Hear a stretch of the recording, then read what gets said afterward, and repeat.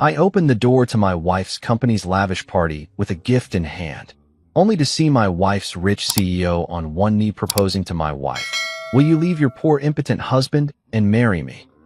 Everyone laughed. Then my wife said yes. So I walked away, quietly canceled every payment, party, trip, and pulled out my 90% company share $357 million worth. Minutes later, my phone lit up with 156 missed calls, and someone showed up at my door. You know that feeling when you walk into a room and instantly know something's wrong?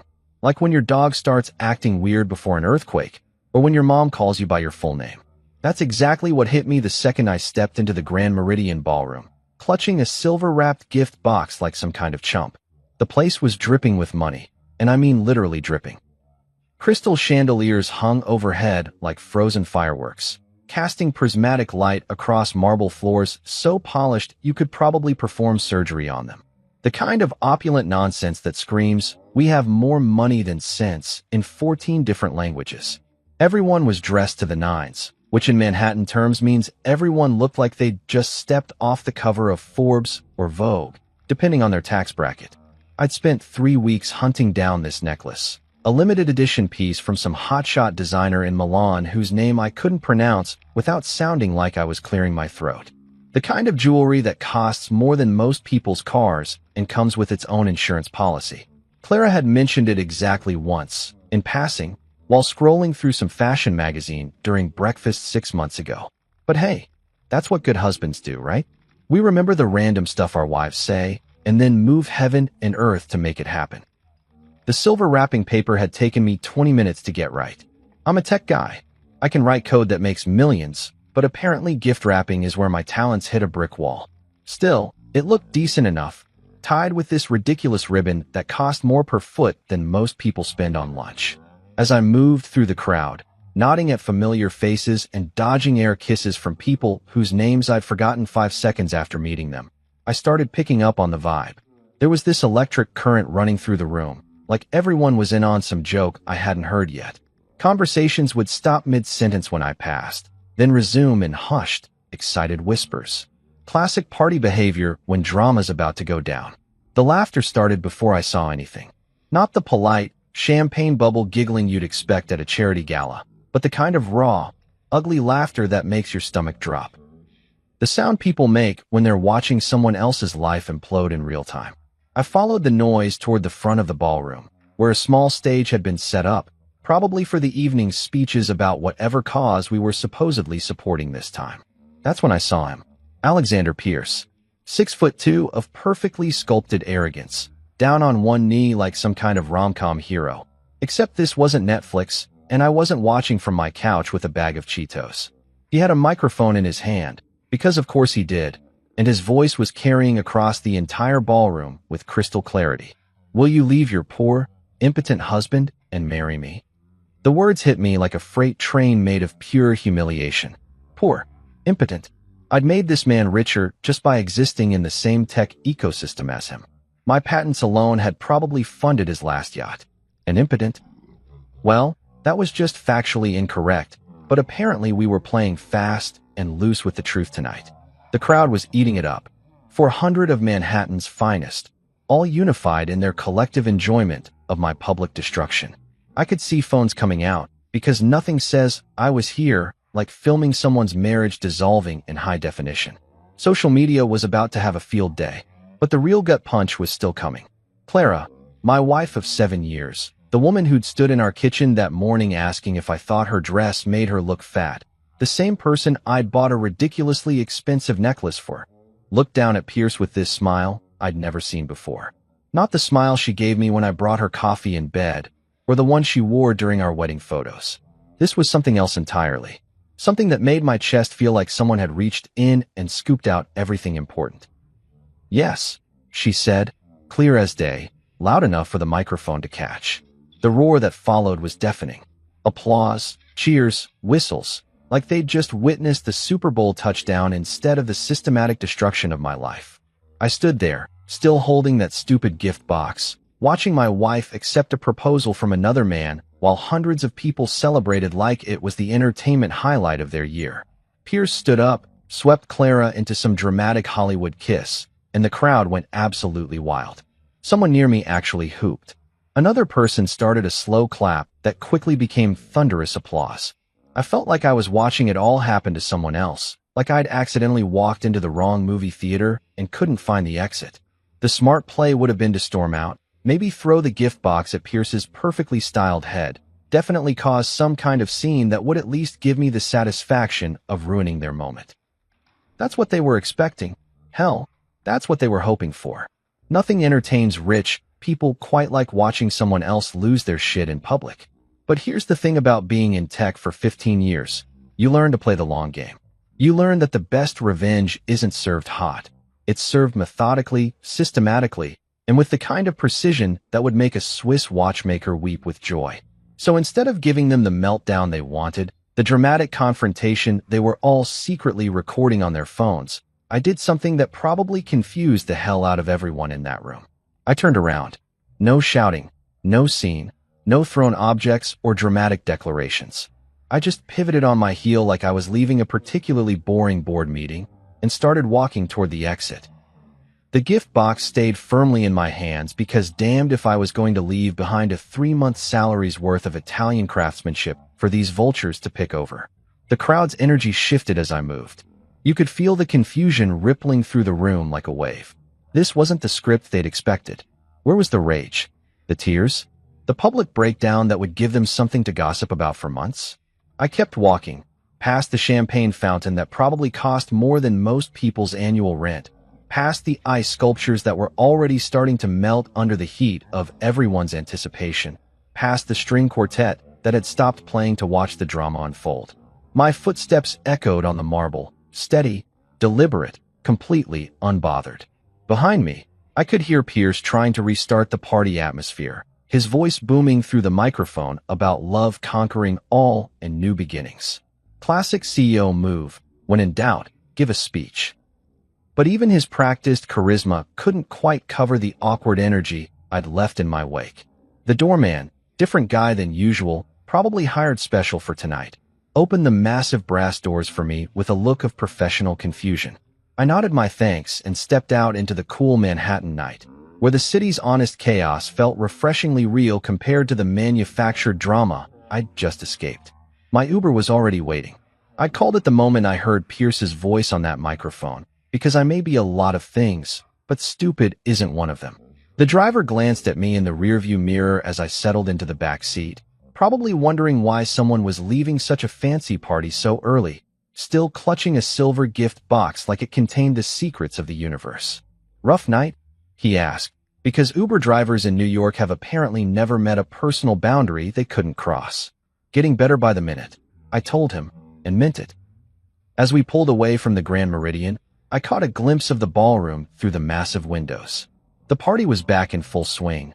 Pierce and Clara probably already planning their future, while the crowd celebrated their successful humiliation of the guy who'd just walked out.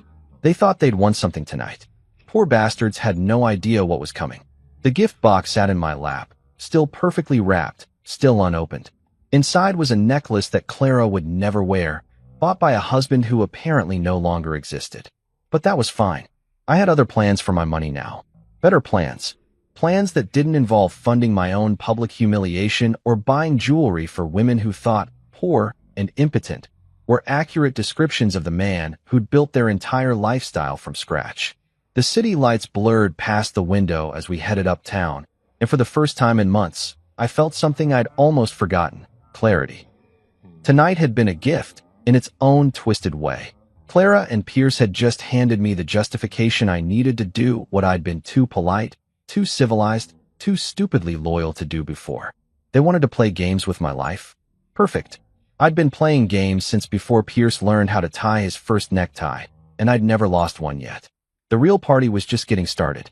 My penthouse felt different when I walked in. Not physically. The same ridiculously expensive furniture Clara had insisted on was still there. The same pretentious art pieces that cost more than most people's houses were still hanging on the walls like silent judgments. But the energy had shifted. The place felt lighter somehow, like someone had finally opened a window in a room that had been slowly suffocating for years.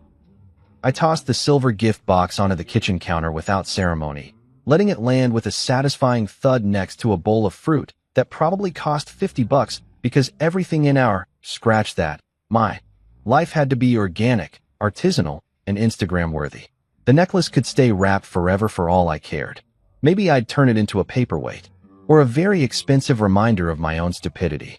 The marble countertops gleamed under the recessed lighting, reflecting my face back at me in a dozen different angles. I looked tired, which made sense considering I'd just watched my marriage implode in front of Manhattan's social elite.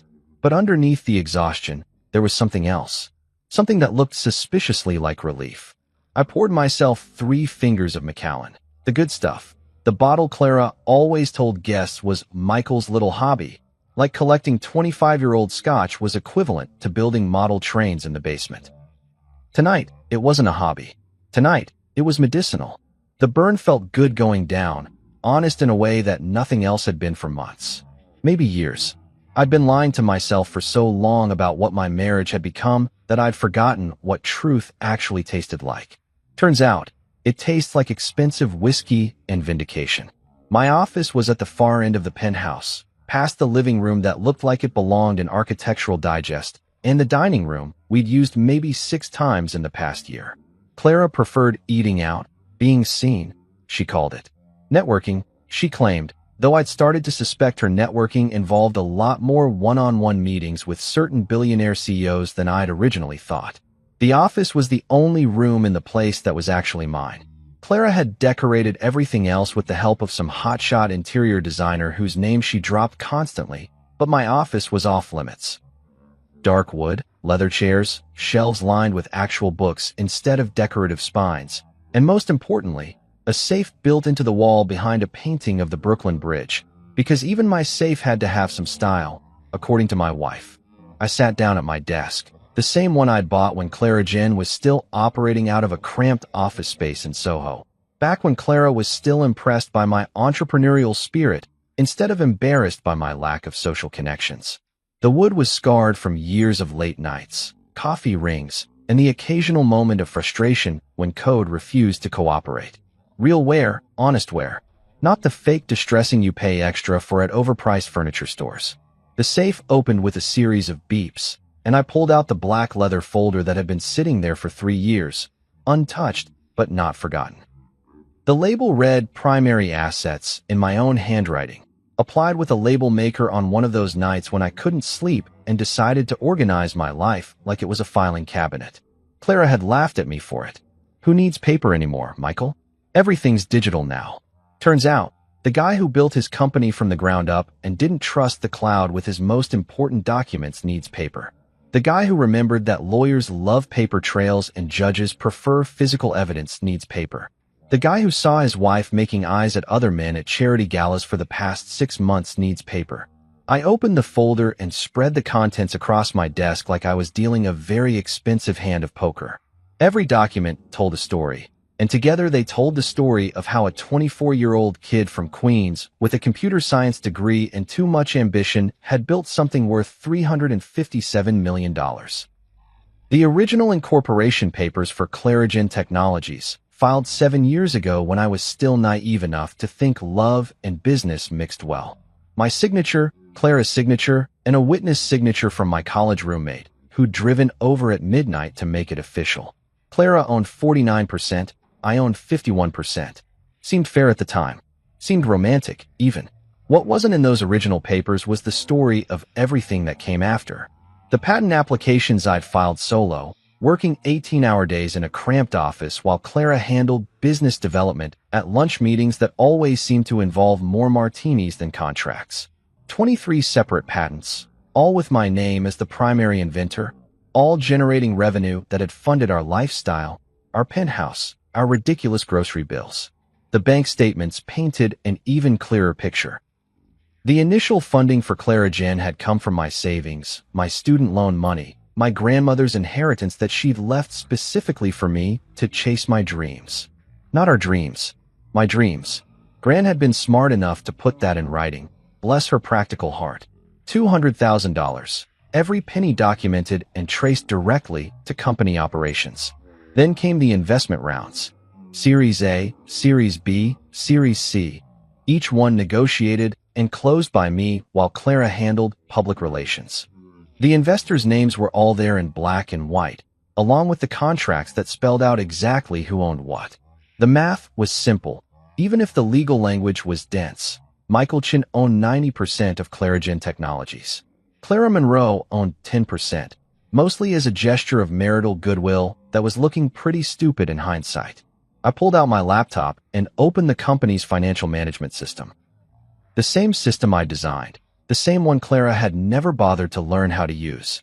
Too complicated, she'd always said. That's what we pay accountants for. Except we didn't pay accountants to make executive decisions about where our money went, and the system required C-level authorization for any transfer over $10,000. Guess who had been happily clicking approve on vacation packages, designer shopping sprees, and mysterious consulting fees without reading the fine print? The first stop was easy, the company travel account. Clara and Pierce had a business retreat scheduled for next week in the Caribbean. Business retreat. Right. Because the best place to discuss quarterly projections is obviously a five-star resort where the only quarterly thing anyone cares about is how many mojitos they can fit into 15 minutes of poolside networking. 2 clicks, 1 authorization code, and suddenly Alexander Pierce was going to be vacationing alone. The resort booking, the first-class flights, the mysterious spa package that cost more than most people's rent, all of it canceled with the cold efficiency that only comes from truly excellent software design. Next up, the party. Tonight's little humiliation spectacular at the Grand Meridian hadn't been cheap. The ballroom rental, the catering, the flowers, the string quartet, the ice sculptures. Everything had been charged to Clarigen's corporate events account, which, according to the receipts, had been Clara's idea of a networking opportunity that would enhance the company's profile in the community. Well, mission accomplished, honey. The company's profile was definitely enhanced, just not in the way you were hoping. Stop payment orders are beautiful things when you know how to file them properly. Each vendor got the same automated message: payment canceled due to unauthorized use of corporate funds. The florist, the caterer, the venue, even the photographer who'd probably captured my moment of public humiliation in high-definition glory.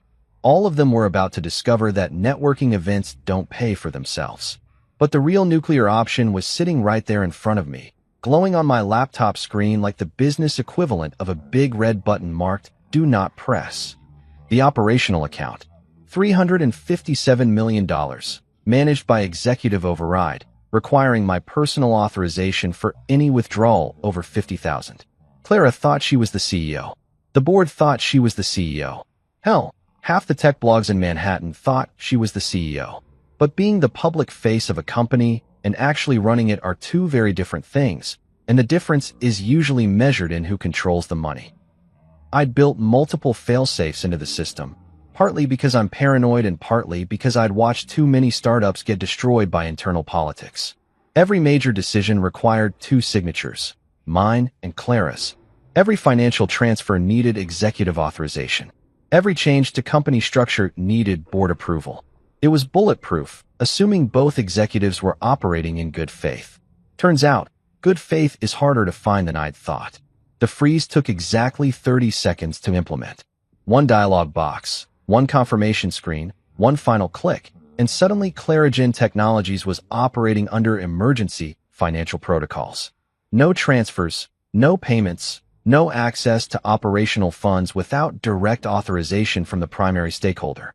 That would be me, in case anyone was wondering. My phone started buzzing almost immediately. Text messages, missed calls, voicemails piling up like digital snow. Clara's name flashed on the screen, then Pierce's, then numbers I didn't recognize but could probably guess. The party was probably still going strong, but somewhere in the Grand Meridian ballroom, someone was getting very bad news about their credit cards. I turned the phone face down and poured another scotch. Outside, Manhattan glittered like a circuit board, millions of lights representing millions of lives, most of them more honest than the one I'd been living for the past few years. The city never slept, which was perfect because I had a feeling I'd be up for a while. The folders sat open on my desk, papers scattered like evidence in a crime scene, which, in a way, they were. Clara and Pierce had committed the perfect crime. They'd stolen my life, my dignity, and my trust, all while making me pay for the privilege. But they'd made one crucial mistake. They'd assumed that being married to someone meant you owned them, that signing a few papers made you equal partners regardless of who did the actual work. They'd forgotten that in business, like in code, the person who builds the system gets to decide how it runs. And I was just getting started. I woke up at dawn feeling better than I had in months, which probably says something deeply concerning about the state of my marriage. Sorry, former marriage, but I wasn't in the mood for self-analysis. The morning light streaming through my floor-to-ceiling windows felt different somehow, cleaner, like someone had finally washed away months of accumulated bullshit from the glass. My phone looked like it had survived a digital apocalypse. 47 missed calls, 83 text messages, and enough voicemails to fill a small novel about betrayal, panic, and what I could only assume was a lot of very creative swearing. Clara's name dominated the call log like a desperate ex trying to explain why she'd keyed your car, followed by Pierce, our CFO Janet Morrison, 3 different board members, and, because this nightmare couldn't get any more surreal, my mother-in-law. Donna Monroe calling me was like receiving a personal invitation to my own execution. That woman had never liked me, never thought I was good enough for her precious daughter, never missed an opportunity to mention how much more successful Pierce was at dinner parties. The fact that she was calling now, probably to gloat about last night's public humiliation, was just the cherry on top of this whole shitshow Sunday. I turned the phone face down and went to make coffee instead. Real coffee, not the pretentious single-origin, small-batch, artisanal nonsense that Clara insisted on buying from some hipster cafe in Brooklyn where they charged $15 for what was essentially hot bean water with an attitude problem. Just good old-fashioned dark roast that could wake the dead and didn't require a fucking thesis on terroir to justify its existence. The kitchen felt enormous without Clara's morning routine cluttering it up. No yoga mats spread across the marble floors. No blender full of whatever green smoothie was trending on her Instagram feed that week. No passive-aggressive notes about whose turn it was to replace the water filter. Just me, my coffee, and the satisfying silence of a life that was finally my own. I'd spent the night doing math, which sounds boring until you realize that math, when applied correctly, can be the most devastating weapon in the world.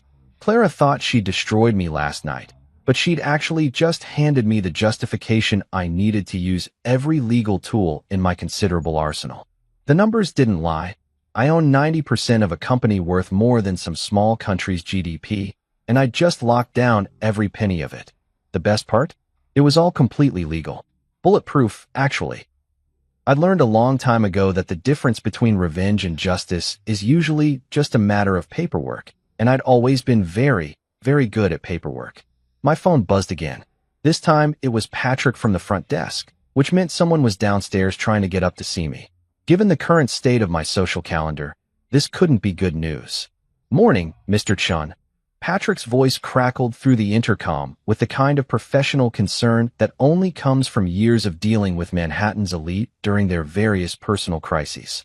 "Got a young lady down here, Elena Vargas. Says she works for your wife? She's, He paused, clearly searching for diplomatic language. "She's pretty upset, sir." Elena, Clara's assistant, 26 years old, fresh out of Columbia with an MBA she'd probably never get to use because she'd hitched her wagon to the wrong star. Smart kid, but with terrible judgment in employers. I felt a little bad about what was probably happening to her right now. She'd gotten caught in the crossfire of a war she didn't even know was being fought. "Send her up, Patrick." "Thanks."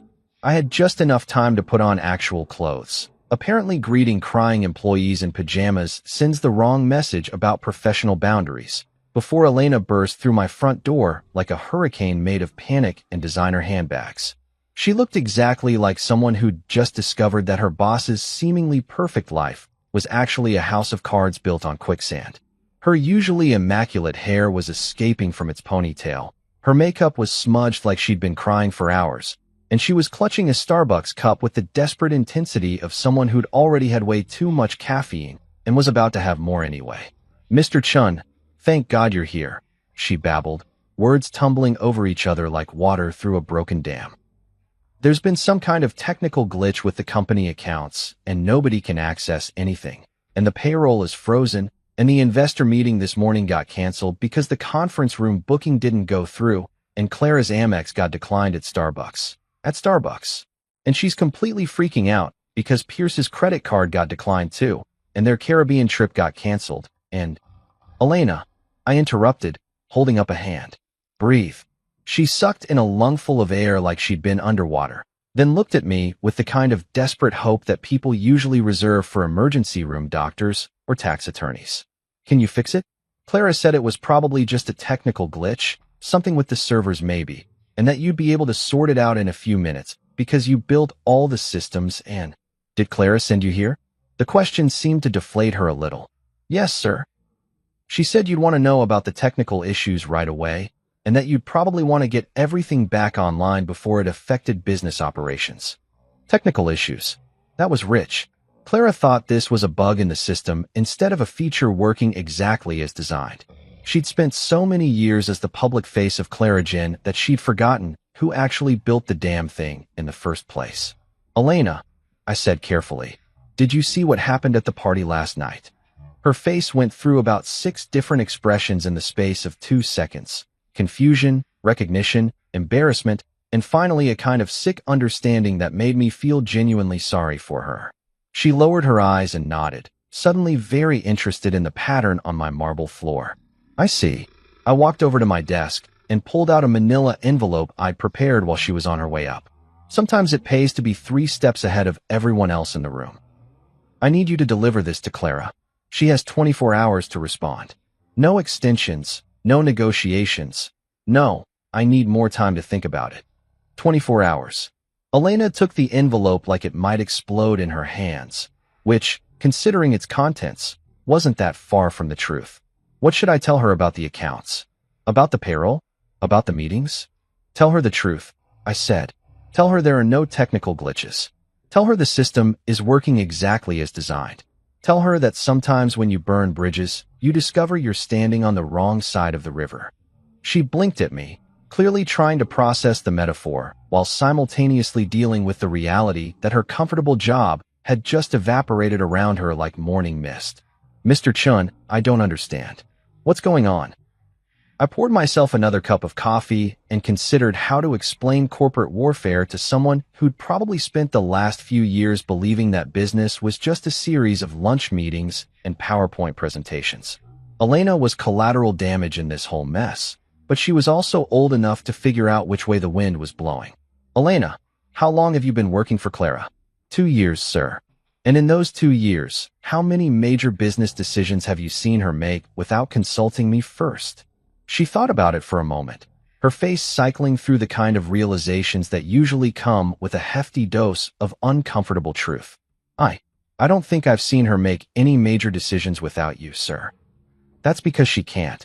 Clarigen isn't Clara's company, Elena. It never was.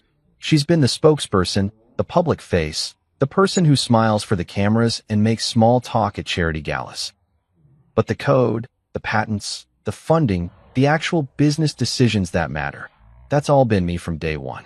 I could practically see the gears turning in her head as she started connecting dots that had probably been sitting right in front of her for months. The way Clara always deferred to me on technical matters, the way she needed my signature on everything important, the way she'd panic whenever I traveled for more than a few days. So when she and Mr. Pierce... Elena couldn't quite finish the sentence, but she didn't need to. When she decided to humiliate me in front of 400 people while asking another man to marry her. Yeah, that was a pretty clear signal that our business partnership was over. I sealed the envelope and handed it to her. This makes it official. Elena stood there for a moment, envelope in hand, looking like someone who'd just realized that the ground she'd been standing on was actually quicksand. What happens to the company? What happens to everyone's jobs? That depends entirely on how Clara responds to what's in that envelope. But Elena, I waited until she looked me in the eye. Whatever happens, it won't be a technical glitch. She nodded slowly, understanding finally dawning on her face like a particularly brutal sunrise. 24 hours? 24 hours, I confirmed. And Elena, when you give this to Clara, you might want to start updating your resume. Just a friendly suggestion. She tucked the envelope into her purse like she was handling radioactive material, which wasn't that far from the truth. Yes, sir. I'll deliver this right away. After she left, I stood at my window looking out at the city, coffee cup in hand, feeling the particular satisfaction that comes from watching a plan unfold exactly as designed. Somewhere across town, Clara was probably still convinced that this was all some kind of mistake, some technical problem that could be fixed with a phone call, or maybe a really good IT consultant. She was about to learn the difference between being the face of a company and actually owning it. The timer had started, 24 hours and counting. After Elena left with that envelope clutched in her trembling hands like a diplomatic pouch containing nuclear launch codes, I sat down at my laptop and did what I do best. I wrote code. Except this time, instead of algorithms and user interfaces, I was coding Clara's new reality, line by line, clause by clause, with the kind of mathematical precision that had made me millions and was about to unmake her entire world. The legal pad in front of me looked innocent enough, just yellow paper and black ink, the same tools lawyers have been using to destroy lives for centuries. But what I was drafting wasn't just a contract. It was a masterpiece of strategic warfare disguised as corporate restructuring. Every sentence was a scalpel, every paragraph a surgical strike designed to cut away the cancer that my marriage had become while leaving the healthy tissue of my company intact. I started with the nuclear option, because why dance around the inevitable? Clara Monroe resigns as Chief Executive Officer of Clarigen Technologies, effective immediately upon signature of this agreement. Simple, direct, and about as subtle as a brick through a window. No graceful transition period, no face-saving, stepping down to pursue other opportunities, bullshit. Just a clean amputation of the infected limb. Clara had spent 7 years building her identity around being a tech CEO, even though she couldn't code her way out of a paper bag with a team of MIT graduates and an unlimited coffee budget. She loved the title, the respect it commanded at dinner parties, the way people's voices changed when she introduced herself as the head of a multi-million-dollar company. Watching her lose that was going to be almost as satisfying as watching Pierce try to explain to his investors why his newest acquisition just evaporated like morning mist. Next up, Alexander Pierce is permanently banned from any business involvement, consulting arrangements, or contractual relationships with Clarigen Technologies or any of its subsidiary companies. I took extra time crafting that one, making sure the language was airtight enough to survive any legal challenge Pierce's army of lawyers might throw at it. The man who'd humiliated me in front of Manhattan's elite was about to discover that public embarrassment was a luxury that came with a very expensive price tag. Pierce probably thought he was getting a 2-for-1 deal.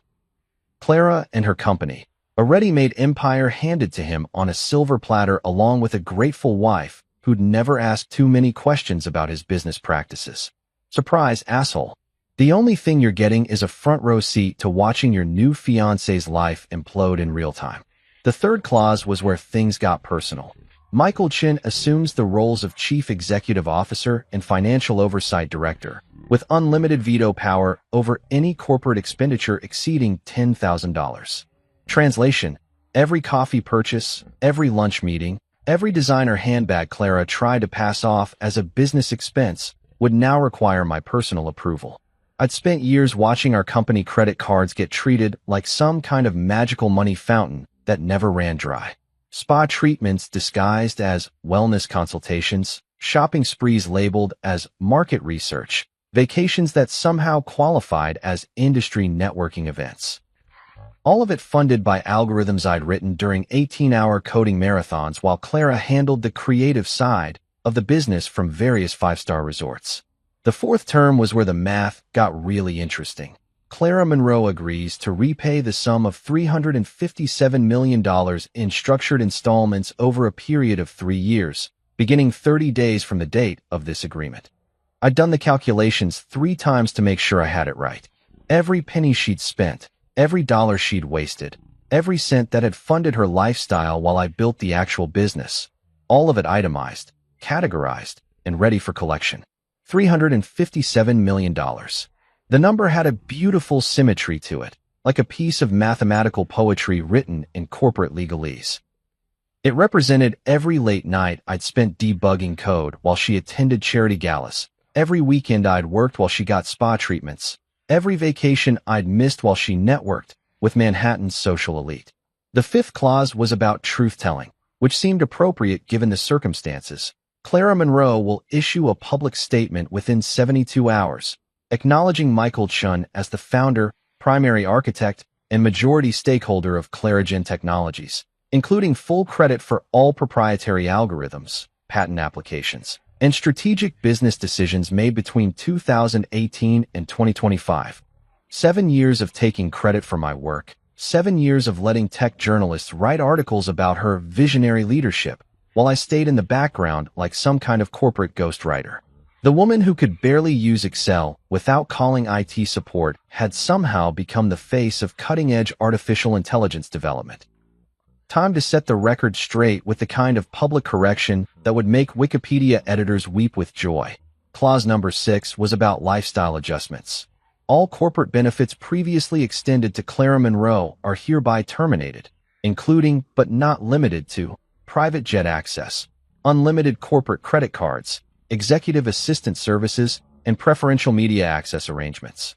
No more first-class flights to conferences where she'd give speeches about innovations she didn't understand. No more corporate cards that magically paid for everything from groceries to vacations to that ridiculous monthly flower arrangement that cost more than most people's car payments. No more Elena running around Manhattan handling the 1,000 tiny details that made Clara's life run smoothly while she took credit for everyone else's work. The 7th and final term was my personal favorite. Clara Monroe agrees to a comprehensive non-disclosure agreement regarding all internal Clarigen Technologies business practices, strategic decisions, and proprietary information for a period of 5 years from the date of this agreement. This includes, but is not limited to, memoir publication, media interviews, podcast appearances, speaking engagements, and any other form of public commentary regarding her former role or relationship with the company. 5 years of silence. 5 years where she couldn't write tell-all books about her journey as a female tech entrepreneur, couldn't give interviews to business magazines about overcoming challenges in a male-dominated industry, couldn't turn our divorce into some kind of feminist rallying cry about corporate sexism. The woman who'd built her entire career on talking about work she didn't do was about to discover what it felt like to have nothing to say. I read through the terms one more time, checking each clause for loopholes, ambiguities, or emotional language that might give Clara's lawyers something to work with. The document was clean, professional, and utterly devastating. Exactly what you'd expect from someone who'd spent 15 years learning that the difference between winning and losing in business was usually just a matter of reading the fine print. The beauty of it was that everything was completely legal. Harsh, maybe. Career-ending, definitely. But legal. Clara had signed contracts 7 years ago that gave me majority control of the company, and she'd been spending corporate money like it was her personal checking account, while publicly humiliating the person who actually owned the business.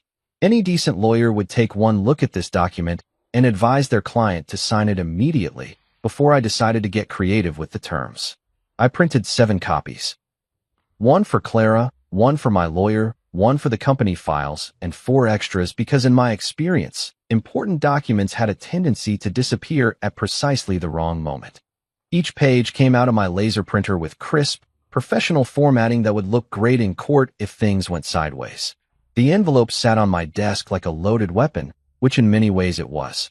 Inside was the complete restructuring of Clara's life, the mathematical precision of justice, served with corporate efficiency.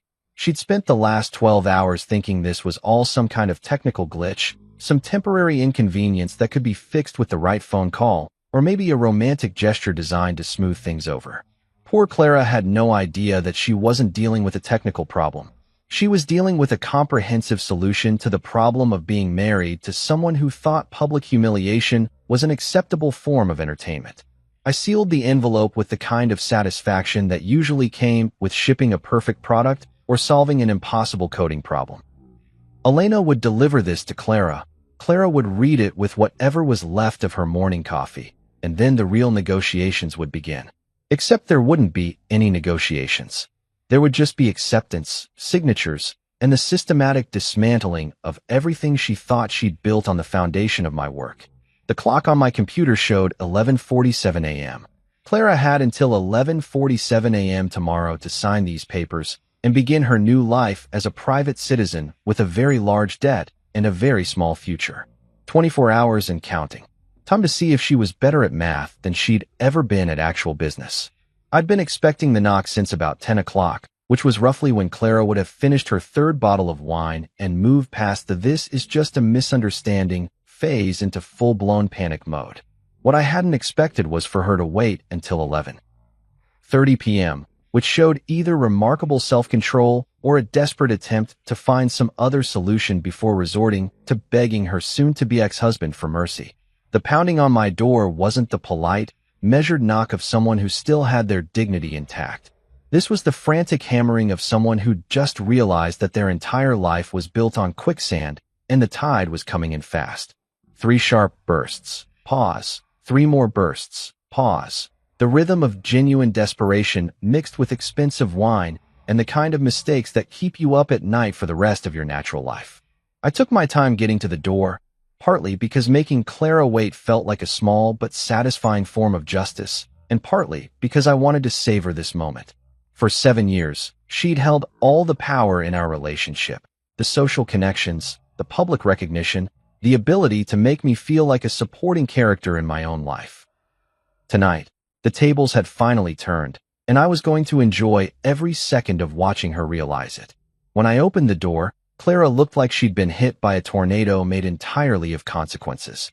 Her perfectly styled hair was disheveled, escaping from whatever expensive updo she'd worn to impress Pierce's social circle. Her makeup, usually applied with the precision of a professional artist, was streaked down her cheeks in mascara rivers that told the story of several hours' worth of crying. The designer dress from last night, the one she'd probably picked out specifically to look stunning while destroying my life, was wrinkled and stained with what looked like wine and tears and the general messiness of a life falling apart in real time. But it was her eyes that really told the story. Gone was the confident gleam of someone who thought she held all the cards, replaced by the wild, desperate look of someone who'd just discovered that the cards were actually owned by someone else entirely. She looked like a woman who'd spent the last 12 hours calling lawyers, accountants, and anyone else who might be able to explain how her perfect plan had turned into a perfect disaster. "Please, Michael," she whispered, and her voice was so different from the triumphant tone she'd used last night that I almost felt sorry for her. Almost. "You can't destroy us like this." Us. That was rich. There was no us anymore, hadn't been for months, maybe years. Last night had just made it official, given it the kind of public ceremony that Manhattan society would be talking about for decades. But Clara had apparently missed the memo about our relationship status, probably because she'd been too busy planning her future with Pierce to notice that her present was built entirely on my goodwill and corporate generosity. I stepped aside and let her into the penthouse, partly because having this conversation in the hallway would give the neighbors something to gossip about for months, and partly because I wanted her to see what she was losing. This place, with its million-dollar view and ridiculous amenities, had been purchased with money I'd earned writing code while she networked at charity lunches. Every piece of furniture, every piece of art, every carefully selected detail that made this place look like it belonged in Architectural Digest. All of it funded by algorithms she couldn't have debugged with a team of consultants and an unlimited budget. Clara stumbled into the living room like she was seeing it for the first time, which in a way, she probably was. She'd lived here for 3 years, but she'd never really understood what it represented. The tangible proof that behind every successful woman was a man who'd done the actual work while she took the credit. "You can't be serious about those terms," she said, collapsing onto the Italian leather sofa that cost more than most people's annual salary. $357 million? Michael, that's impossible. Nobody has that kind of money just lying around. I poured myself a scotch, the same bottle I'd been working on since yesterday, though it felt like a lifetime ago, and considered how to explain basic economics to someone who'd spent the last 7 years treating corporate finances like a bottomless ATM. "Clara, you spent $357 million of my money. The math isn't complicated. Our money," she corrected automatically, then seemed to realize how pathetic that sounded given the circumstances. "The company money. It was for business expenses, Networking, building relationships. Building relationships. I sat down across from her, far enough away to avoid any desperate physical contact, close enough to see the exact moment when reality finally penetrated whatever fantasy world she'd been living in. Is that what we're calling your affair with Pierce now? Relationship building? Her face crumpled like a piece of paper someone had thrown in the trash, then tried to smooth out again. It wasn't supposed to happen like this. Pierce and we connected at that conference in Miami, and he made me feel important, powerful, like I was more than just your wife. You were more than just my wife, I said, and meant it. You were my business partner, my co-founder, the person I trusted with half my life's work. I took a sip of scotch and let that sink in. And you threw it all away for what? A guy who proposed to you as a public humiliation stunt? Real romantic, Clara. Real classy. She started crying again. The ugly kind of crying that happens when someone realizes they've made a mistake so enormous that there's no way to fix it, no way to take it back, no way to pretend it never happened. I never meant for it to go that far. Pierce said it would be fun, a way to make you realize how much you needed me. He said you'd fight for me, that you'd make a scene, that it would prove how much you cared. So this was all some kind of test. I laughed, but there wasn't any humor in it. You destroyed our marriage in front of 400 people to see if I'd put on a show for your entertainment? It wasn't like that, she started, but I cut her off. It was exactly like that, Clara. You and Pierce turned my life into performance art, except you forgot that the person you were performing for actually owned the theater. I leaned forward, making sure she could see exactly how serious I was. You erased me with my own money. You used my algorithms, my patents, my work to build a platform for your own ego, and then you used that platform to humiliate me in the most public way possible. This isn't a mistake, Clara. It's strategy, and I play strategy better than anyone you've ever met. She looked around the penthouse like she was seeing it for the last time, which she probably was. Her gaze lingered on the art, the furniture, the view of Central Park that had cost an extra $2 million just for the privilege of looking at trees from 40 stories up. All of it built on work she'd never done, funded by success she'd never earned, purchased with money that had never really been hers. The terms are unreasonable, she said finally, her voice small and defeated. Nobody could live with those restrictions. The money, the public statement, the non-disclosure agreement. You're trying to destroy my entire future. I'm not trying to destroy anything, I said. I'm just making sure that your future is based on your own work instead of mine. Novel concept, I know. She sat there for a long time, processing what that meant, understanding finally dawning on her face like a particularly brutal sunrise. Without my company, my money, my work to hide behind, Clara Monroe was just another failed entrepreneur with good connections and an expensive education. Without the corporate credit cards and executive assistant and private jet access, she was just another ex-wife with a large debt and a limited skill set. You recorded the proposal, she said suddenly, looking up at me with something that might have been hope. That video, if it gets out, it would destroy Pierce too. His investors, his board, they'd crucify him for the publicity. You could use it as leverage, force him to help me pay the settlement. I pulled out my phone and showed her the video I'd taken last night. Pierce on one knee, the crowd laughing, her saying yes with that smile I'd never seen before. The whole thing captured in high definition, ready to go viral with the press of a button. Then I deleted it. What are you doing? She gasped, reaching for the phone like she could somehow restore the deleted file through sheer desperation. That was your leverage. Your proof. I don't need proof, I told her. I have something better. I have ownership papers, patent filings, bank records, and 7 years' worth of documentation showing exactly who built this company and who just pretended to run it. I put the phone back in my pocket. Pierce can keep his reputation. I'm not interested in destroying him. I'm interested in making sure you understand that actions have consequences. Clara looked at me like I'd just grown a second head. You're not going to ruin Pierce? After what he did to you? Pierce is a symptom, not the disease. He saw an opportunity to acquire a successful company through marriage, and he took it. Smart business move, actually, except he didn't do his due diligence on the ownership structure.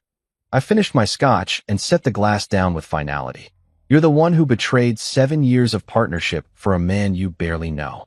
You're the one who turned our marriage into a public spectacle. You're the one who spent our money like it was monopoly currency while I did the actual work of building something meaningful. She crumbled then, really and truly crumbled, her shoulders shaking with the kind of sobs that come from deep inside, from the place where people keep their worst mistakes and their biggest regrets. "I'll sign," she whispered through her tears. "I'll sign your fucking papers. But you're destroying me, Michael. You know that, right? You're destroying my entire life." "No," I said, standing up to signal that this conversation was over.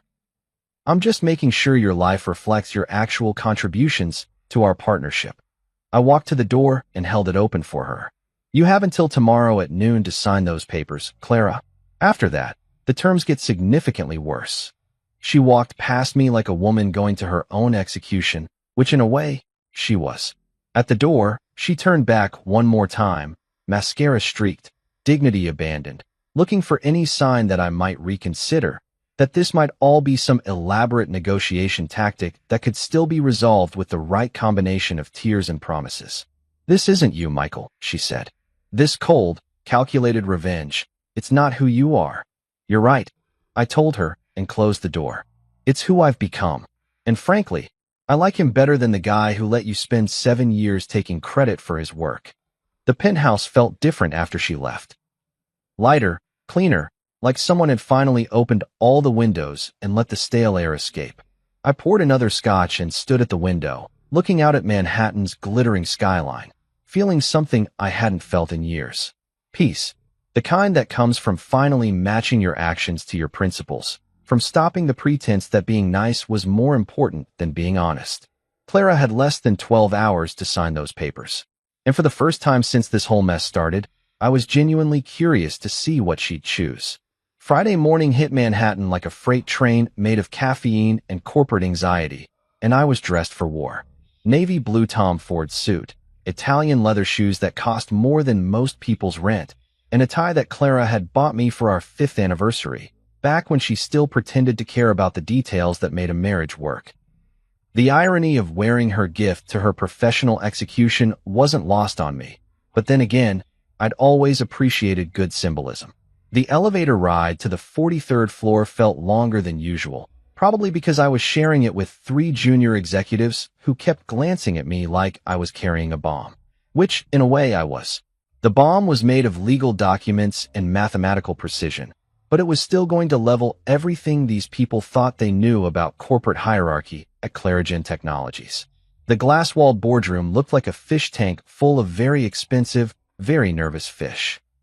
12 board members sat around a conference table that had cost more than some people's houses, each one trying to look calm, while simultaneously calculating how this morning's meeting was going to affect their stock options, their reputations, and their ability to explain to their spouses why they'd backed the wrong horse in what was obviously a very complicated game of corporate chess.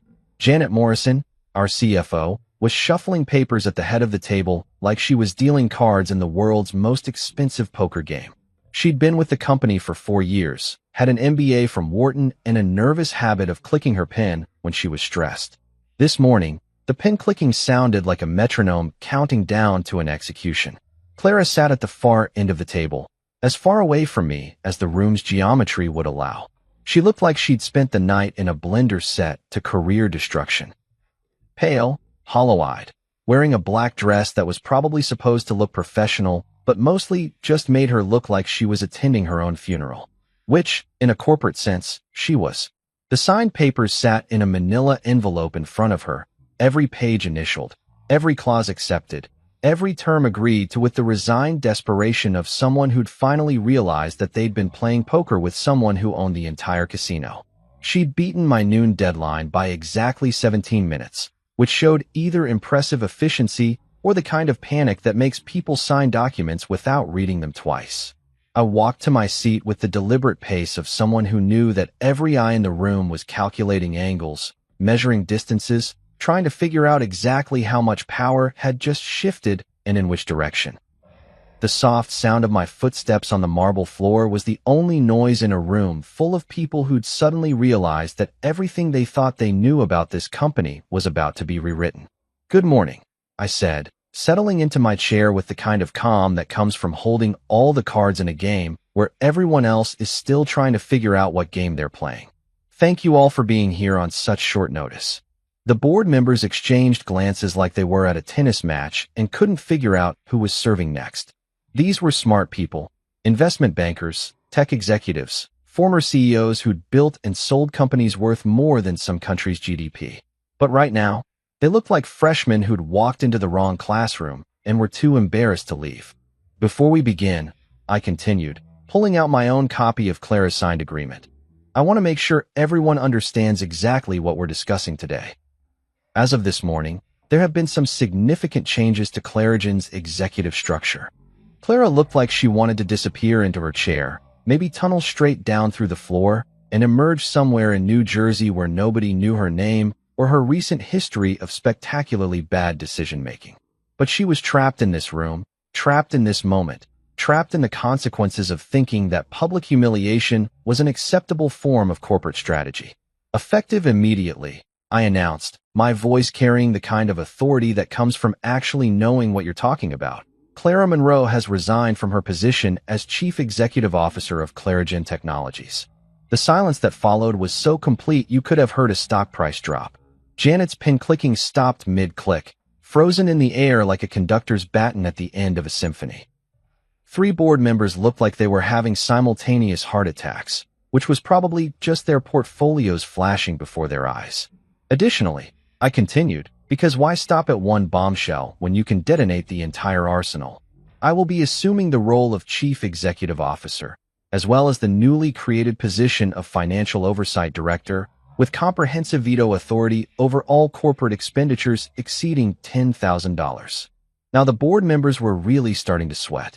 Financial oversight with veto power meant that every country club membership, every corporate retreat, every consulting fee, that had mysteriously found its way into various expense accounts was about to undergo the kind of scrutiny usually reserved for tax audits and criminal investigations. Furthermore, I said, watching their faces cycle through the 5 stages of corporate grief, Alexander Pierce has been permanently banned from any involvement with Clarigen Technologies, including consulting arrangements, partnership discussions, or casual visits to our coffee machine. That last part was my own addition, not technically in the legal documents, but I felt it was important to establish the scope of Pierce's banishment. The man who'd proposed to my wife as a form of public entertainment was about to discover that some theaters don't allow return engagements. Clara finally found her voice, though it came out as more of a croak than actual human speech. I need to make a statement. She stood up slowly, like someone who'd aged about 10 years in the past 48 hours, and looked around the room at faces that had once smiled at her with professional respect and were now regarding her with the kind of cautious sympathy usually reserved for traffic accidents and natural disasters. I want to acknowledge, she began, her voice cracking like thin ice under pressure, that Michael Chun is the founder, primary architect, and majority stakeholder of Clarigen Technologies. He developed our core algorithms, filed our patents, and made the strategic decisions that built this company into what it is today. The board members were now looking back and forth between us like they were watching a very expensive, very slow-motion car crash. This wasn't just a resignation. This was a complete confession, the corporate equivalent of pleading guilty to charges of taking credit for someone else's work while spending their money on personal luxuries. I was the public face of the company, Clara continued, each word seeming to cost her something essential. But Michael was always the actual CEO. The algorithms that power our AI systems, the patents that protect our intellectual property, the business model that generates our revenue, all of that came from his work, his vision, his funding. Janet Morrison looked like someone had just explained quantum physics to her using interpretive dance. She'd been the CFO for 4 years and had apparently never bothered to check who actually owned the company she was helping to run. The other board members were doing the kind of mental calculations that happen when smart people realize they've been fundamentally wrong about something important for a very long time. I take full responsibility, Clara said, for misrepresenting my role in the company's success, and I apologize to the board, to our investors, and to Michael for any confusion my actions may have caused. She sat down abruptly, like someone had cut her strings, and the room fell back into the kind of silence that follows major earthquakes or stock market crashes. Everyone was waiting to see what would happen next, what other revelations might be coming, how much more of their understanding of reality was about to be revised. I stood up and walked to the whiteboard at the front of the room, picking up a marker that probably cost more than most people spend on office supplies in a year. Let me show you some numbers that might clarify the situation. The math I wrote on that board told the story of 7 years in corporate shorthand. Revenue generated by Michael Chen's patents, $847 million. Corporate expenses authorized by Clara Monroe, $357 million. Actual business decisions made by Clara Monroe without Michael Chen's input, 0. Actual lines of code written by Clara Monroe, also 0. These numbers represent the foundation of ClaraGen Technologies, I said, turning back to face a room full of people who were finally understanding what they'd been looking at for the past 4 years. Clara has been an excellent spokesperson, a talented networker, and a very effective public representative. But she has never been the CEO in any meaningful sense of that title. I walked back to my seat and pulled out the operational account access cards that I'd printed that morning. As of right now, I'm lifting the emergency financial freeze that's been in place since Wednesday night. All legitimate business operations will resume immediately. All frivolous expenditures will be subject to review under the new oversight protocols. The relief in the room was almost tangible. These people had spent 2 days thinking their company was having some kind of technical meltdown, watching payroll freeze and credit cards get declined while they tried to figure out what kind of crisis they were managing. Now they understood that it hadn't been a crisis at all. It had been a hostile takeover by the person who'd actually owned the company all along. Are there any questions? I asked, though my tone made it clear that this wasn't really a discussion so much as an announcement. Janet raised her hand tentatively, like a student who wasn't sure she wanted to know the answer to her own question. What happens to Clara's equity in the company? Clara retains her 10% ownership stake, I said, though she'll be repaying her unauthorized expenditures according to the settlement agreement she signed this morning. Her equity will serve as collateral for that debt.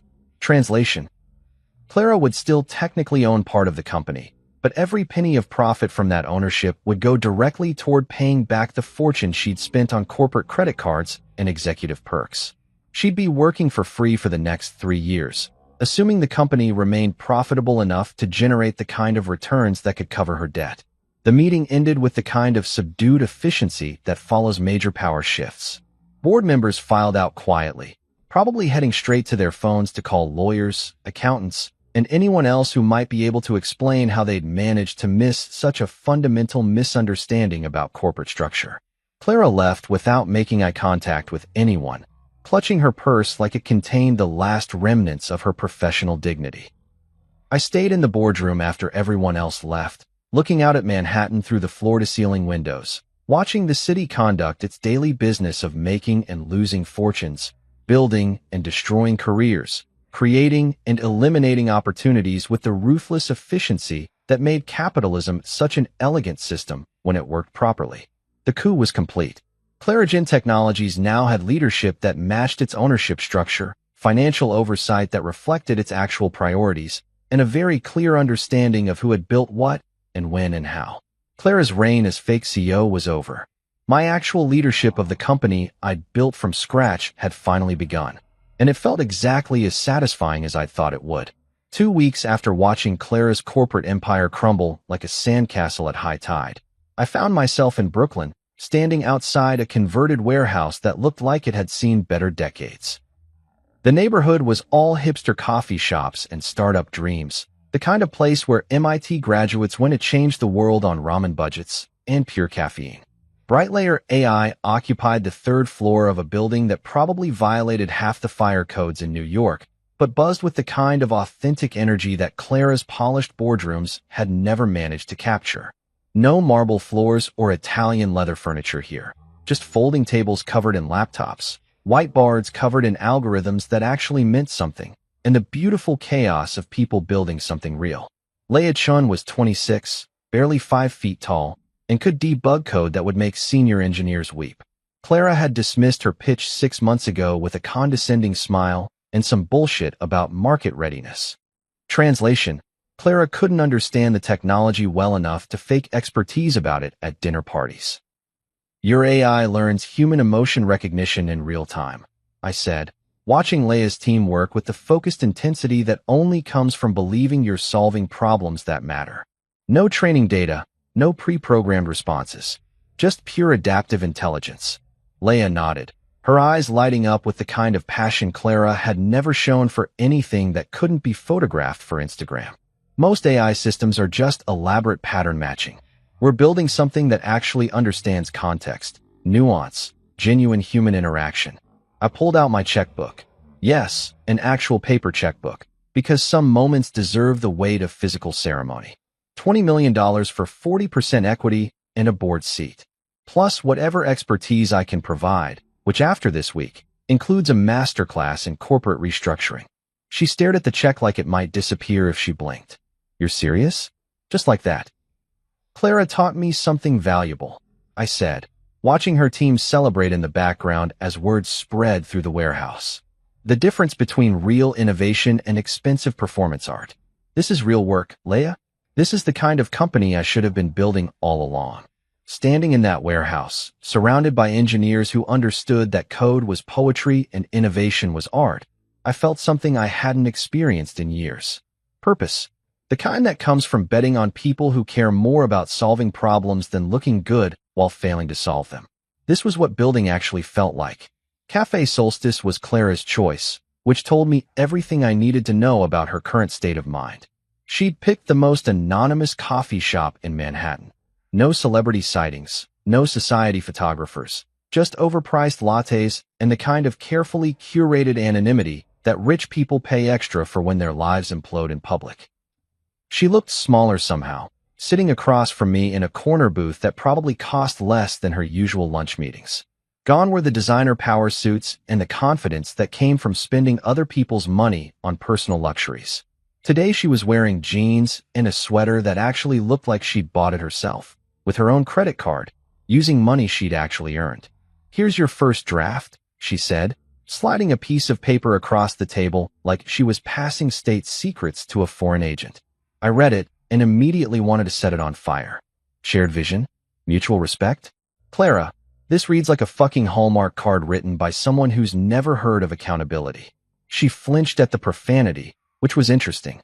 The woman who'd publicly humiliated me in front of Manhattan's elite was apparently sensitive about harsh language in coffee shops. This isn't about communication, I continued, pulling out my laptop. This is about credit theft.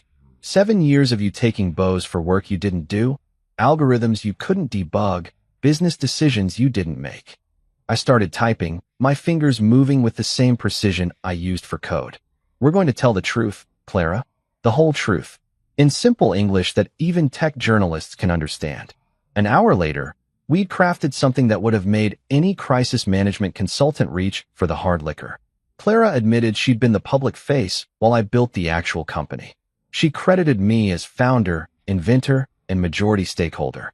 She even included an apology for misrepresenting her contributions to Clarigen's success. This will destroy my reputation, she said, staring at the final draft like it was her own death warrant. Your reputation was built on lies, I told her. This just makes it honest. At 8 a.m. the next morning, the statement went live across every platform that mattered.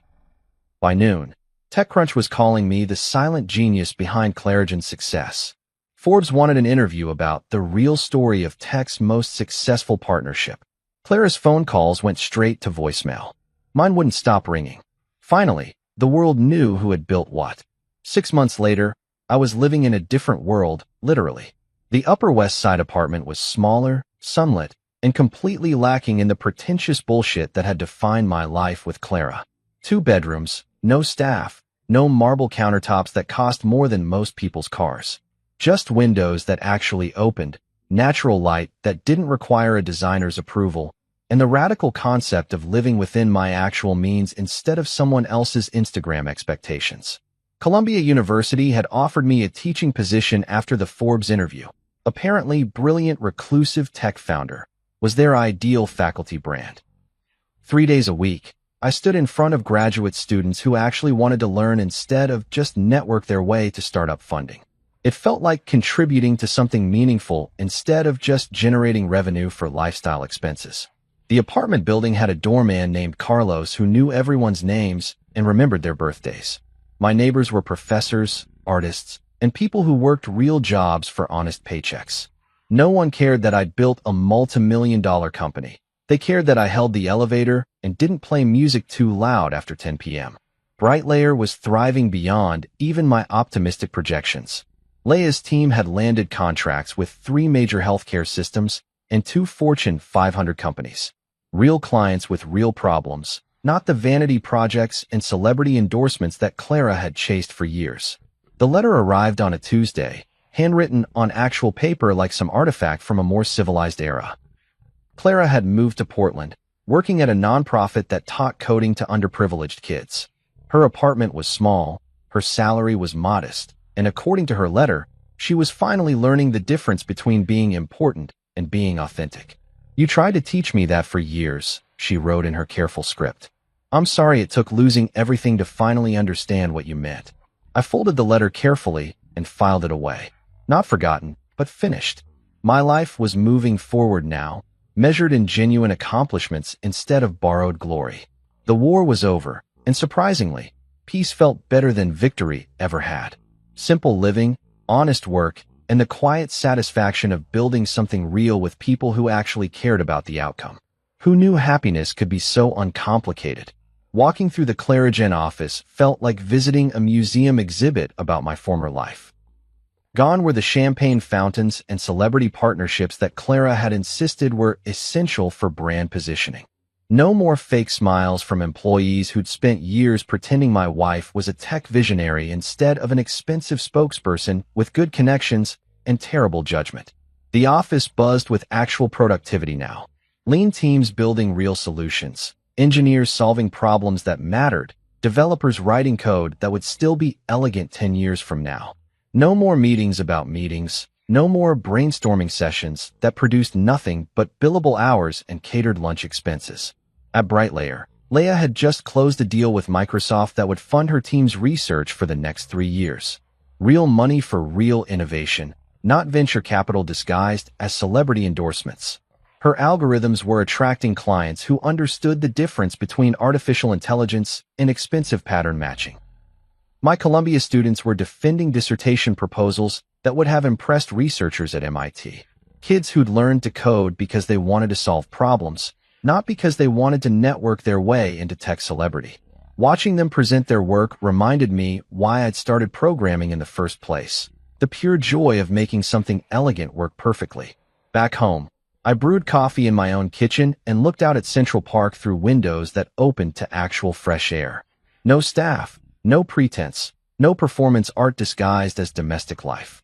Just the quiet satisfaction of living honestly, working meaningfully, and choosing my own priorities instead of funding someone else's ego. The war was over. Clara and Pierce had their consequences. She was teaching kids in Portland. He was explaining to investors how his acquisition strategy had backfired so spectacularly. But my victory wasn't their punishment. My victory was freedom. Freedom to build what mattered, to choose what counted, to live without pretending that expensive was the same as valuable. I'd spent 7 years funding someone else's fantasy about what success looked like. Now I was living my own definition of what it actually felt like. Peace, purpose, the quiet triumph of finally matching your life to your values. Some victories don't need audiences. Some wins are worth more than applause. I should have known something was off the second my phone buzzed, and I saw Brandon's name pop up on my screen. We weren't exactly friends. Scratch that. We weren't even close to being acquaintances. The only time he ever texted me was to relay messages from Sophia's mother, usually something passive-aggressive about our home being too modern or how I wasn't upholding family traditions. But this message wasn't from Mrs. Caldwell. It was from Brandon, straight to me, and it was as cold as a corporate email. "Hey, we're having a small family gathering this Sunday at Mom and Dad's house. It's important. Be there at 3 p.m. It's a surprise, so don't tell Sophia. No, hope you can make it. No, how's it going?" Just a direct demand, like I was being summoned to some royal court. My gut immediately twisted. I stared at the text for a long time, the words replaying in my head like an alarm bell I couldn't shut off. A family gathering I wasn't supposed to tell my wife about? A surprise at a house where I'd never once felt welcomed? Yeah, that was weird. Real weird. I took my phone and walked into the kitchen, where my best friend Jordan was sipping a beer at the counter. We had been watching the game, but now I wasn't in the mood. Brandon just texted me, I said, sliding my phone across the counter. Jordan picked it up, skimmed the message, and raised an eyebrow. That sounds like a trap. I exhaled sharply. Night? Why wouldn't they tell Sophia? Because it's about you, he said simply, taking another sip. You sure you want to walk into whatever this is? I wasn't sure at all. The Caldwells had never liked me, but they tolerated me because Sophia had dug in her heels and made it clear she wasn't going to marry some trust fund stockbroker from their country club. I wasn't like them. I didn't grow up attending fancy banquets or networking with CEOs at charity galas. I came from a blue-collar family, built my career from the ground up, and when I met Sophia, I loved her for her, not for her last name. But to them, I was an outsider, a distraction. I had put up with their condescension for years. The smug glances, the thinly veiled insults, the way they spoke about me in third person, even when I was standing right there. But something about this invitation felt different, like they weren't just going to disapprove of me this time, like they were about to make a move. Jordan set the bottle down with a thud. So, what's the play? I clenched my jaw. I needed to see what this was. I typed back a short response. Sure. See you then. No questions. No hesitation. Just enough to let them believe I was walking straight into whatever they had planned. Guess I'll find out, I muttered, locking my phone. Sunday arrived too fast. The whole morning, Sophia was curled up on the couch, flipping through wedding pictures on her laptop. She had a habit of doing that whenever she was feeling sentimental. You okay? I asked, leaning against the doorway. She glanced up and smiled. Yeah, just looking through old photos. It's crazy, right? We've been married 5 years already. I walked over and kissed the top of her head. She didn't know I was leaving soon, didn't know where I was going. I wasn't about to lie to her, but I also didn't want to worry her. I forced a smile. Yeah, time flies. My stomach twisted. If only she knew what her family was up to. At exactly 2:45 p.m., I got into my car and drove to her parents' house. The Caldwell estate was a monument to wealth. A sprawling 3-story home in Silverwood Heights, the kind of place that screamed old money. Perfectly manicured lawns. A circular driveway lined with imported stone fountains. Grand iron gates that only opened with a security code. I had spent countless weekends here, always feeling like a visitor, a guest in my own marriage. I parked the car, took a breath, and stepped out. As soon as I rang the doorbell, the massive wooden doors swung open, not by a butler, but by Mrs. Caldwell herself. She was dressed like she was attending some exclusive brunch, a pearl necklace around her throat, her expression unreadable. Brandon stood behind her, arms crossed. Lena lingered in the background, pretending to be interested in something on her phone. And Mr. Caldwell? He was already seated in the grand living room, a thick folder on the coffee table in front of him. My pulse kicked up. Something was about to go down. Mrs. Caldwell gave me a thin smile. Come in, dear. I stepped inside, feeling the heavy air settle around me like a weighted blanket. This wasn't a friendly gathering. This wasn't a family meeting. This was an ambush. And I had just walked straight into it. I stepped inside, and the moment the doors closed behind me, I knew I had walked straight into something I wasn't supposed to escape from easily. The air inside the Caldwell estate was always heavy, always filled with the scent of antique wood and whatever expensive candle Mrs. Caldwell had burning to impress guests. But today, the air felt suffocating. The grand chandelier overhead cast its glow on a room filled with nothing but cold, expectant faces. Everyone was already there. Mr. Caldwell sat at the center of the living room like a judge at his podium, his fingers intertwined over the thick folder in front of him. His eyes, sharp and unrelenting, met mine the moment I entered. Mrs. Caldwell, standing next to him, wore that same practiced smile, the kind she always put on before delivering a condescending remark. Brandon was leaning against the fireplace with his arms crossed, smirking like he was enjoying the show already. Lena, Sophia's younger sister, sat on the arm of a chair, her phone in her lap, glancing at me but not making eye contact. And then there were the others, extended family members who rarely showed up unless it was something important. An uncle from out of town. A cousin who never spoke to Sophia but was suddenly present for whatever this was. A council of vultures, waiting for me to react. I stayed by the doorway, my arms relaxed but my jaw tight. I wasn't going to sit. Sitting meant submitting. Sitting meant I was playing by their rules. Take a seat, Mr. Caldwell said finally, gesturing toward the empty armchair across from him. I didn't move. I'll stand. Something flickered across his face. Annoyance? Frustration? Good. Silence stretched for a long moment, and then Mrs. Caldwell spoke, her voice sugary sweet. We appreciate you coming on such short notice, she said. I tilted my head. Do I have a choice? Her smile didn't waver, but I saw the way her fingers twitched. We assumed you'd want to cooperate. Cooperate with what? I asked, letting my gaze sweep the room. I wasn't told what this was about, just that it was important. That was when Mr. Caldwell leaned forward, fingers tapping against the folder on the coffee table.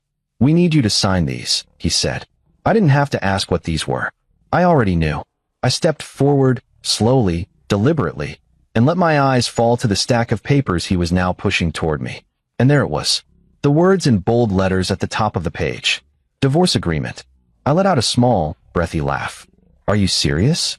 Mrs. Caldwell sighed like she was exhausted by my inconvenient existence.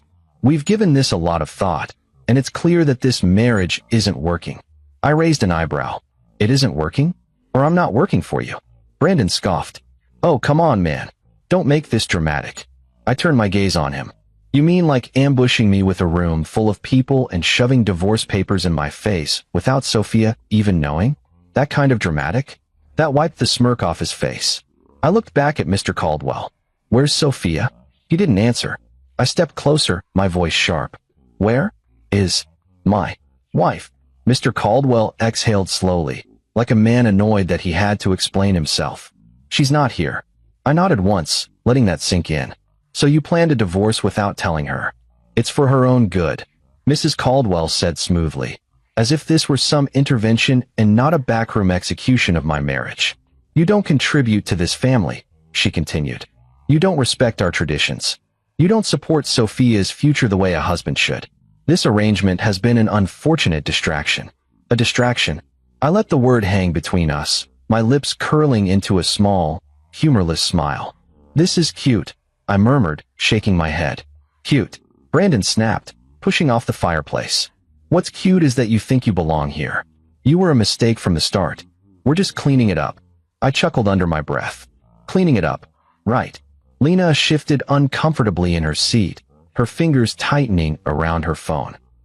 I caught the small flicker of doubt in her eyes, the first crack in their perfect little united front. I looked back at the papers. So let me get this straight, I said, voice calm.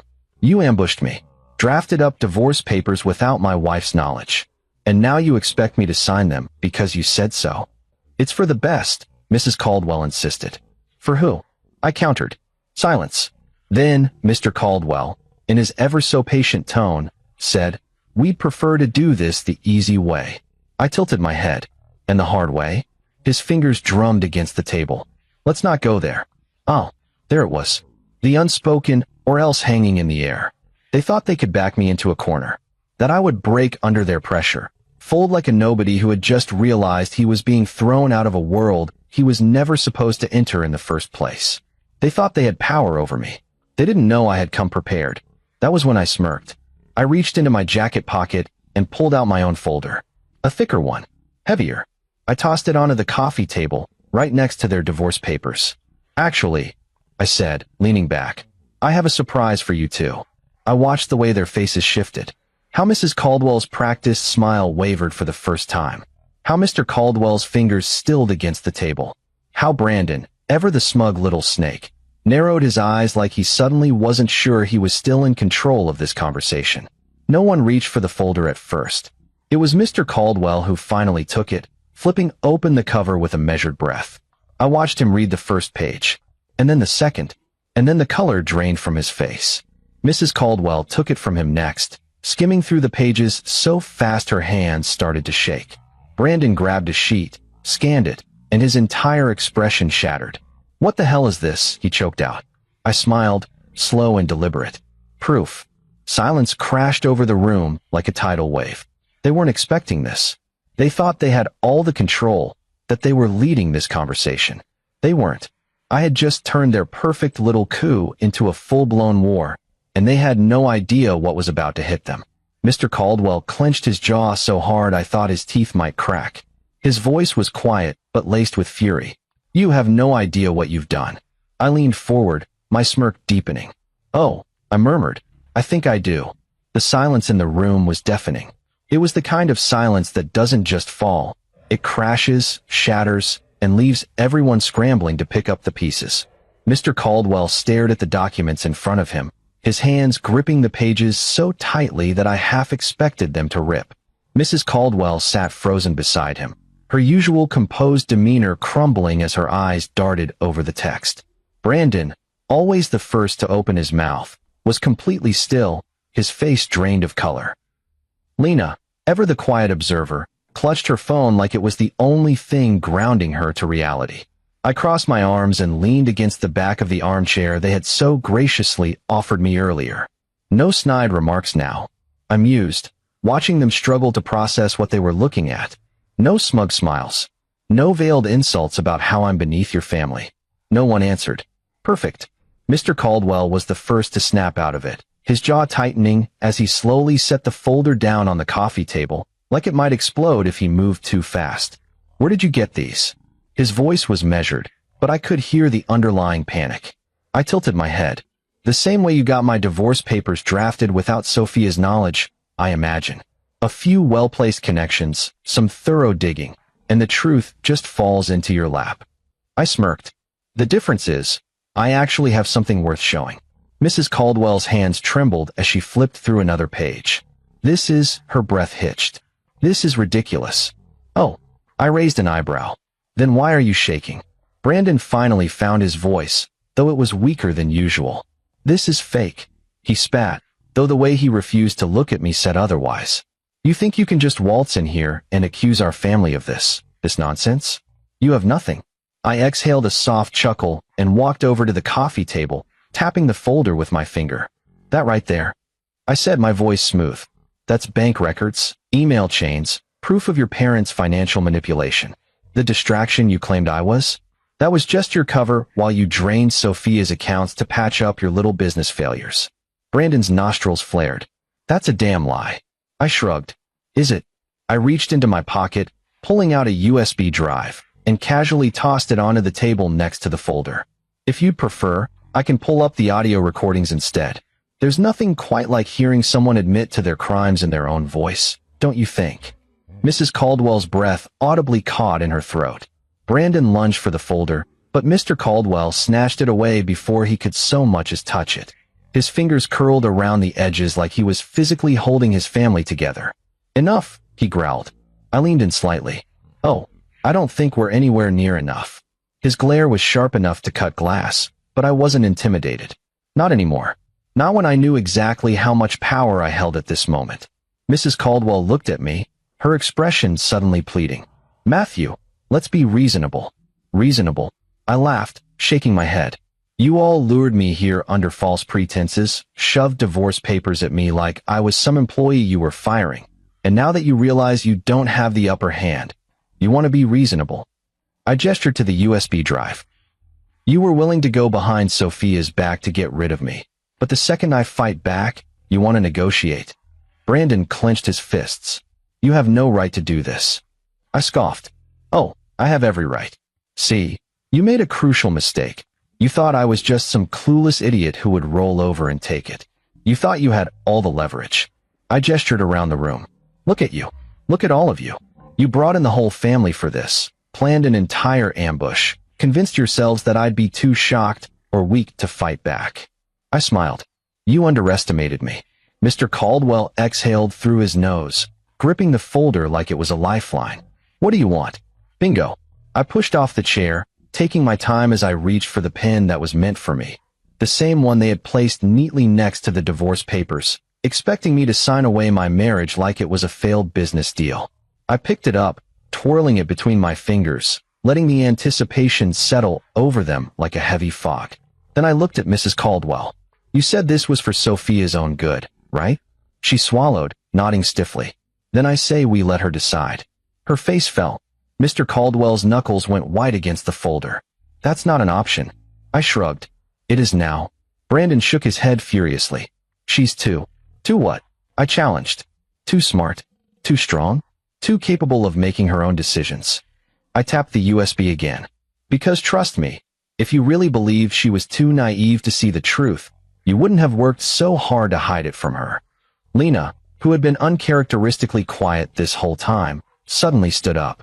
Her voice was soft, but it cut through the tension like a blade. You have proof. I nodded once. She hesitated, glancing at her parents, then back at me.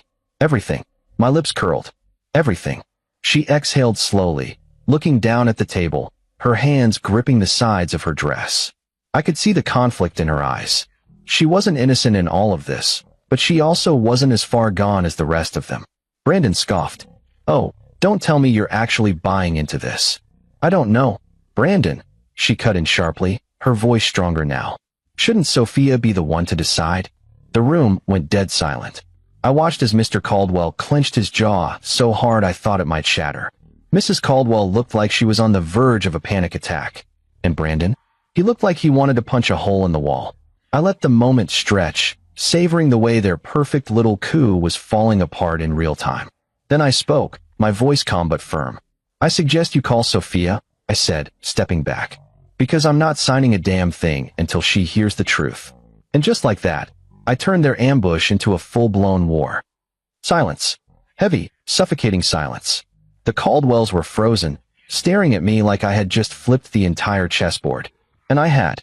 They thought they were in control, thought they had the power to dictate my life, my marriage, my future. They had spent years looking down on me, dismissing me, treating me like an unwanted guest in their perfect little world. But now, I had flipped the script. Mr. Caldwell's hands were still clenched around the folder of evidence I had dropped like a bomb onto their carefully orchestrated plans. Brandon looked ready to explode, his jaw so tight I thought his teeth might crack. Mrs. Caldwell was pale, her fingers trembling as she gripped the arm of the couch, her eyes darting toward the USB drive sitting on the coffee table like it was a ticking time bomb. Lena, however, looked torn. She wasn't speaking, but she wasn't siding with them either. That hesitation was all I needed to know that she was starting to realize just how deep this deception ran. I had them cornered. And now, I was about to watch them crumble. Right on cue, the front door opened. I turned my head just as Sophia walked in, looking confused. Mom? She called out, stepping into the room. Dad? What's going on? The air in the room shifted instantly. I saw Mrs. Caldwell visibly straighten, her expression smoothing into something almost neutral, like she hadn't just spent the last 15 minutes trying to tear my marriage apart. Mr. Caldwell glanced at me, then at his daughter, his mind clearly working overtime to regain control of the situation. Brandon stepped back from the fireplace, his smirk gone, replaced with something more cautious. I didn't move. I didn't speak. I just watched. This was their moment to come clean, to prove to Sophia just how little respect they had for her choices, for her independence, for her ability to think for herself. Would they admit to what they had done? Or would they try to bury it, right in front of her? Sophia's eyes landed on the papers on the coffee table, and she frowned. What's all this? Her mother spoke first. Sweetheart, she said, her voice sickeningly sweet. Why don't you come sit down? We were just having a discussion with your husband. Sophia didn't move. About what? I finally decided to break my silence. About the fact that they ambushed me with divorce papers. I said, my voice calm but firm. Without telling you. Sophia's entire body stiffened. What? Her voice was barely above a whisper. They had everything planned. I continued, gesturing toward the folder her father still clung to like a lifeline. They brought in the whole family, made sure I was alone, and then handed me this. I reached down, grabbing the stack of divorce papers they had shoved at me when I walked in. I held them up for her to see. Because apparently, I'm not fit for this family. Sophia's eyes darted to her parents, her expression shifting from confusion to something else. Something dangerous. Mom. Her voice was sharper now. Her mother sighed, feigning exhaustion, like I was being unreasonable. Like I was causing a scene instead of simply exposing what they had done. Sophia, sweetheart, listen, Mrs. Caldwell started. We just wanted to. You did this. Sophia interrupted, her voice cold. Her mother hesitated. Brandon took that as his cue to step in. Come on, Sophia. You know this was coming, he said, waving a dismissive hand. You had to see it. He doesn't belong here. He never did. I watched as Sophia's entire posture changed. She turned to her father. Did you know about this? Mr. Caldwell cleared his throat, setting the folder down. Sophia, we were just trying to do what's best for you. You have to understand. No, she cut him off. I don't have to understand anything. I have to ask you a question, and I want you to answer it honestly. She gestured toward the divorce papers in my hands. Did you try to get my husband to sign these behind my back? A beat of silence. Then, Mrs. Caldwell tried to smile, her voice soft and manipulative. We were only trying to protect you, dear. Sophia's face went blank. That, she said, her voice like steel, was not my question. Mr. Caldwell exhaled through his nose. Sophia, did you do this behind my back? Silence. And that was all the answer she needed. Sophia nodded slowly, then turned to me. What did you do? She asked. I met her gaze, unshaken. I did what they didn't expect me to do. I walked over to the folder I had brought and opened it. I pulled out a set of documents, flipping through them until I reached the part one wanted. Then I handed them to her. Sophia took the papers, scanning the first few lines, and her face drained of color. She flipped to another page, then another, and then slowly looked up at her father. You took money from me? Her father stiffened. I can explain. No, she snapped. No, you can't. You stole from me. I spoke before they could try to twist the narrative. They've been using your name to fund their bad business deals, Sophia, I said. They've been pulling from our joint accounts for years. Whenever they needed money, they used you as their safety net. Sophia's hands shook as she held the documents. This can't be right. Check the records yourself. I pointed to the USB drive still sitting on the coffee table. It's all there. Every transaction. Every shady wire transfer. Every lie they've told you. Mrs. Caldwell paled. Sophia, you have to understand. We only did this because we love you. Sophia let out a bitter laugh. Love me, she echoed. You tried to destroy my marriage without even telling me. You stole from me. You used me. And you want to call that love? Brandon, still grasping for control, scoffed. Oh, come on, Sophia, don't be dramatic. Shut up, Brandon. He blinked. Excuse me. Sophia turned to face him, her body radiating pure fury. You knew about this, didn't you? Brandon hesitated. That was enough. She shook her head, stepping back like she needed to physically distance herself from her own family. I cannot believe this. She turned to me, her voice quieter now. How long have you known? I exhaled. A couple of months. She stared at me, taking that in. And you didn't tell me? I wanted to, I admitted. But I needed proof first. She swallowed hard, nodding. I could see the wheels turning in her mind, the realization sinking in. Her parents weren't who she thought they were. Her brother wasn't who she thought he was. Her entire family had just proven that they saw her not as a daughter, not as a sister, but as a means to an end. She turned back to the divorce papers on the table. Then, she reached for the pen. Her mother gasped. Sophia. Sophia signed my documents. And just like that, the Caldwell empire began to fall.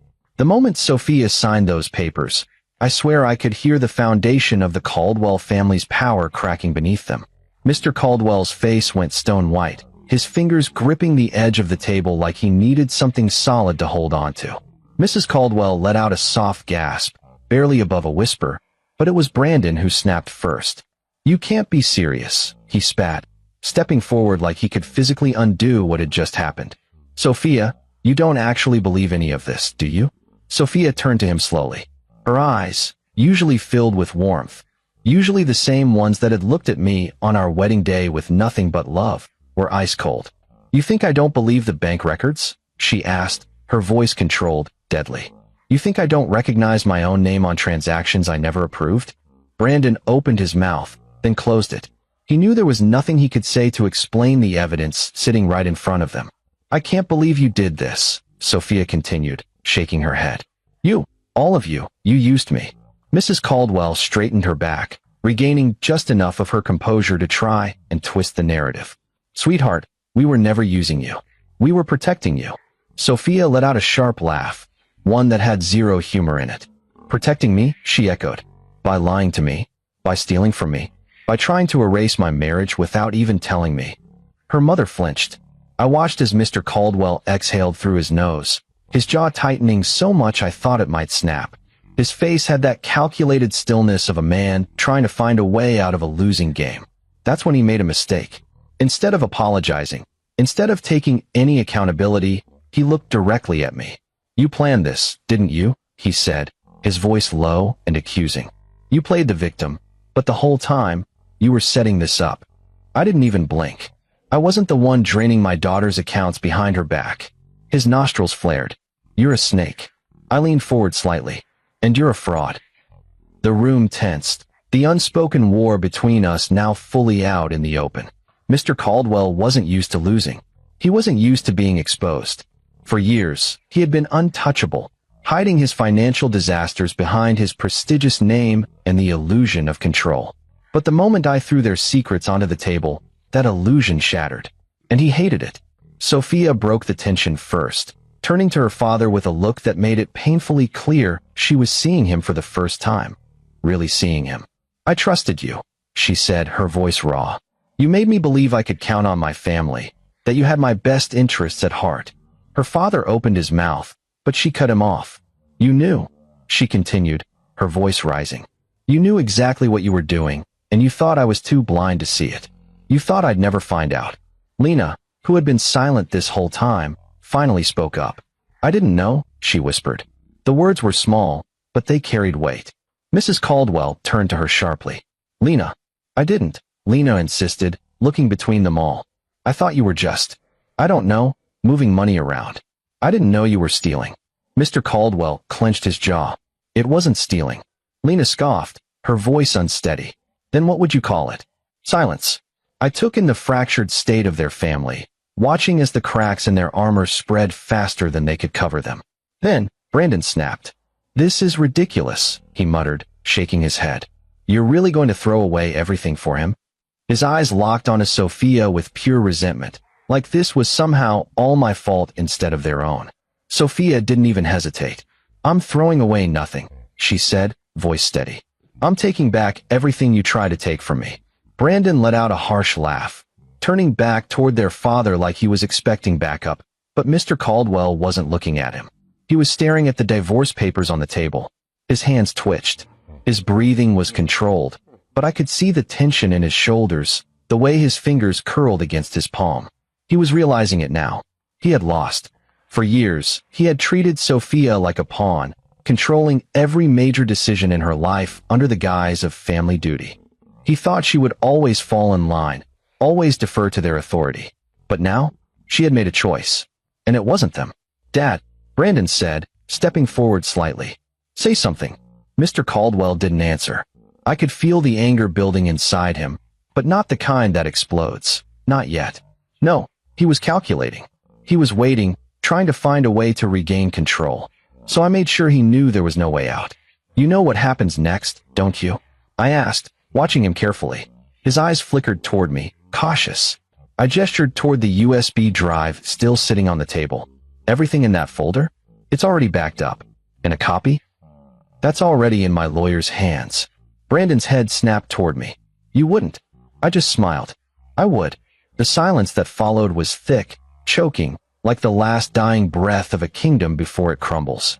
I let the weight of it settle over them. Let them feel, for the first time, what true powerlessness felt like.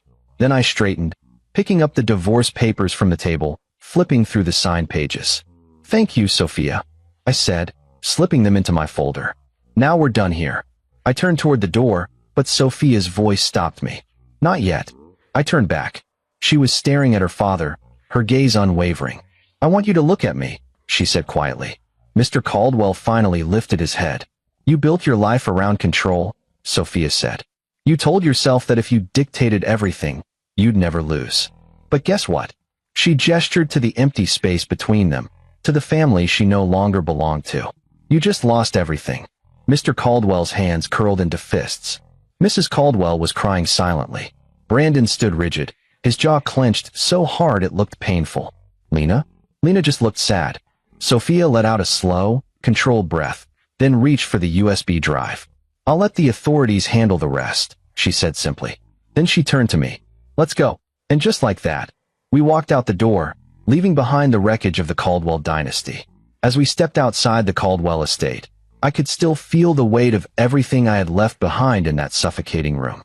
The silence, the shattered illusions, the look on Mr. Caldwell's face when he realized he had lost everything. But it wasn't over. Not yet. Sophia walked beside me, her posture stiff, her hands balled into fists at her sides. I could tell she was holding herself together by sheer willpower alone. She hadn't said a word since she told her family she was leaving. I opened the car door for her, but she hesitated before getting in. Her hands trembled slightly, her breathing uneven. I reached out, gently placing a hand on her arm. Sophia. She turned her head to look at me, and for the first time since she had read the evidence, I saw it, the anger simmering beneath the surface, rage held back by sheer control. I need a minute, she whispered. I nodded, stepping back as she ran a hand through her hair, exhaling sharply. Then, suddenly, she let out a dry, bitter laugh. My own family, she muttered, shaking her head. They thought they could just push you out of my life. Like I was some child they could manipulate. I leaned against the car, letting her get it out. Did they ever even love me? She asked suddenly, her voice raw. Or was I just their investment? I didn't answer right away, because honestly, I didn't know. And I wasn't going to lie to her, not now.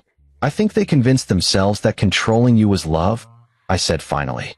But real love? No, real love isn't conditional. It isn't about power. It isn't about keeping you in a golden cage. She nodded slowly, pressing her fingers against her temples. Then, the front door of the estate slammed open behind us.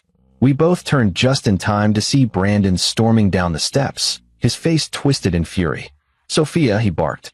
You can't just walk away from us. I stepped in front of her instinctively, but she was already moving past me, her own anger boiling over. You still don't get it, do you? She snapped, turning to face her brother. I'm not walking away. I'm leaving, and I'm never coming back. Brandon scoffed. You think you can just cut off your family? What are you going to do, Sophia? Be a nobody with him? He jerked his chin toward me, his words dripping with contempt. I felt my fists clench, but Sophia spoke before I could. You don't get to talk about him like that, she said, her voice sharp as a blade. You don't get to act like you're better than him, not when you've spent your whole life hiding behind Dad's money, scamming your way out of responsibility. Brandon's face turned red. You're making a mistake. Sophia's eyes burned with fury. No, I made a mistake trusting you. She turned on her heel, heading straight for the car. I followed, watching over my shoulder as Brandon stood there, fists clenched, powerless for the first time in his life. I slid into the driver's seat, started the engine, and pulled away from the estate without looking back. Sophia didn't say anything for a long time. She just stared out the window, breathing hard. Then, finally, she whispered, What do we do now? I reached over, taking her hand in mine. We rebuild, I said simply. Without them. And just like that, the Caldwell dynasty was dead. Leaving the Caldwell estate was supposed to feel like freedom, like breaking free from chains that had been tightening around both of us for years. But as I drove away, gripping the wheel with one hand and holding Sophia's trembling fingers with the other, I realized something. This wasn't over. Not yet. Because people like the Caldwells don't accept defeat. They don't just let go of control. They claw for it, scheme for it. And if they can't win, they make damn sure everyone else loses too. I glanced at Sophia. She was staring out the window, her expression unreadable. The anger from earlier had settled into something else, something calculated. Sophia, I said, my voice careful. She didn't turn her head, just kept watching the trees blur past. Yeah. Are you okay? She let out a short, humorless laugh. Okay, she echoed. I don't even know what that means anymore. I squeezed her hand. We'll figure this out. Finally, she turned to me, her eyes dark with determination. They won't stop, she whispered. You know that, right? I nodded. I know. They'll try to turn this around. Spin some story about how I was manipulated, how you tricked me. They'll lie. I finished for her. Sophia exhaled through her nose, her grip on my hand tightening. Then we can't just walk away. I glanced at her, a slow smile creeping onto my face. What are you saying? She turned back toward the window, but I saw the way her jaw hardened. I'm saying, she murmured, that if they want to play dirty, they're about to learn that I can too. Phase 1, financial ruin. The first thing we did was leak everything. Not to the police. Not yet. That would come later. No, we went public first.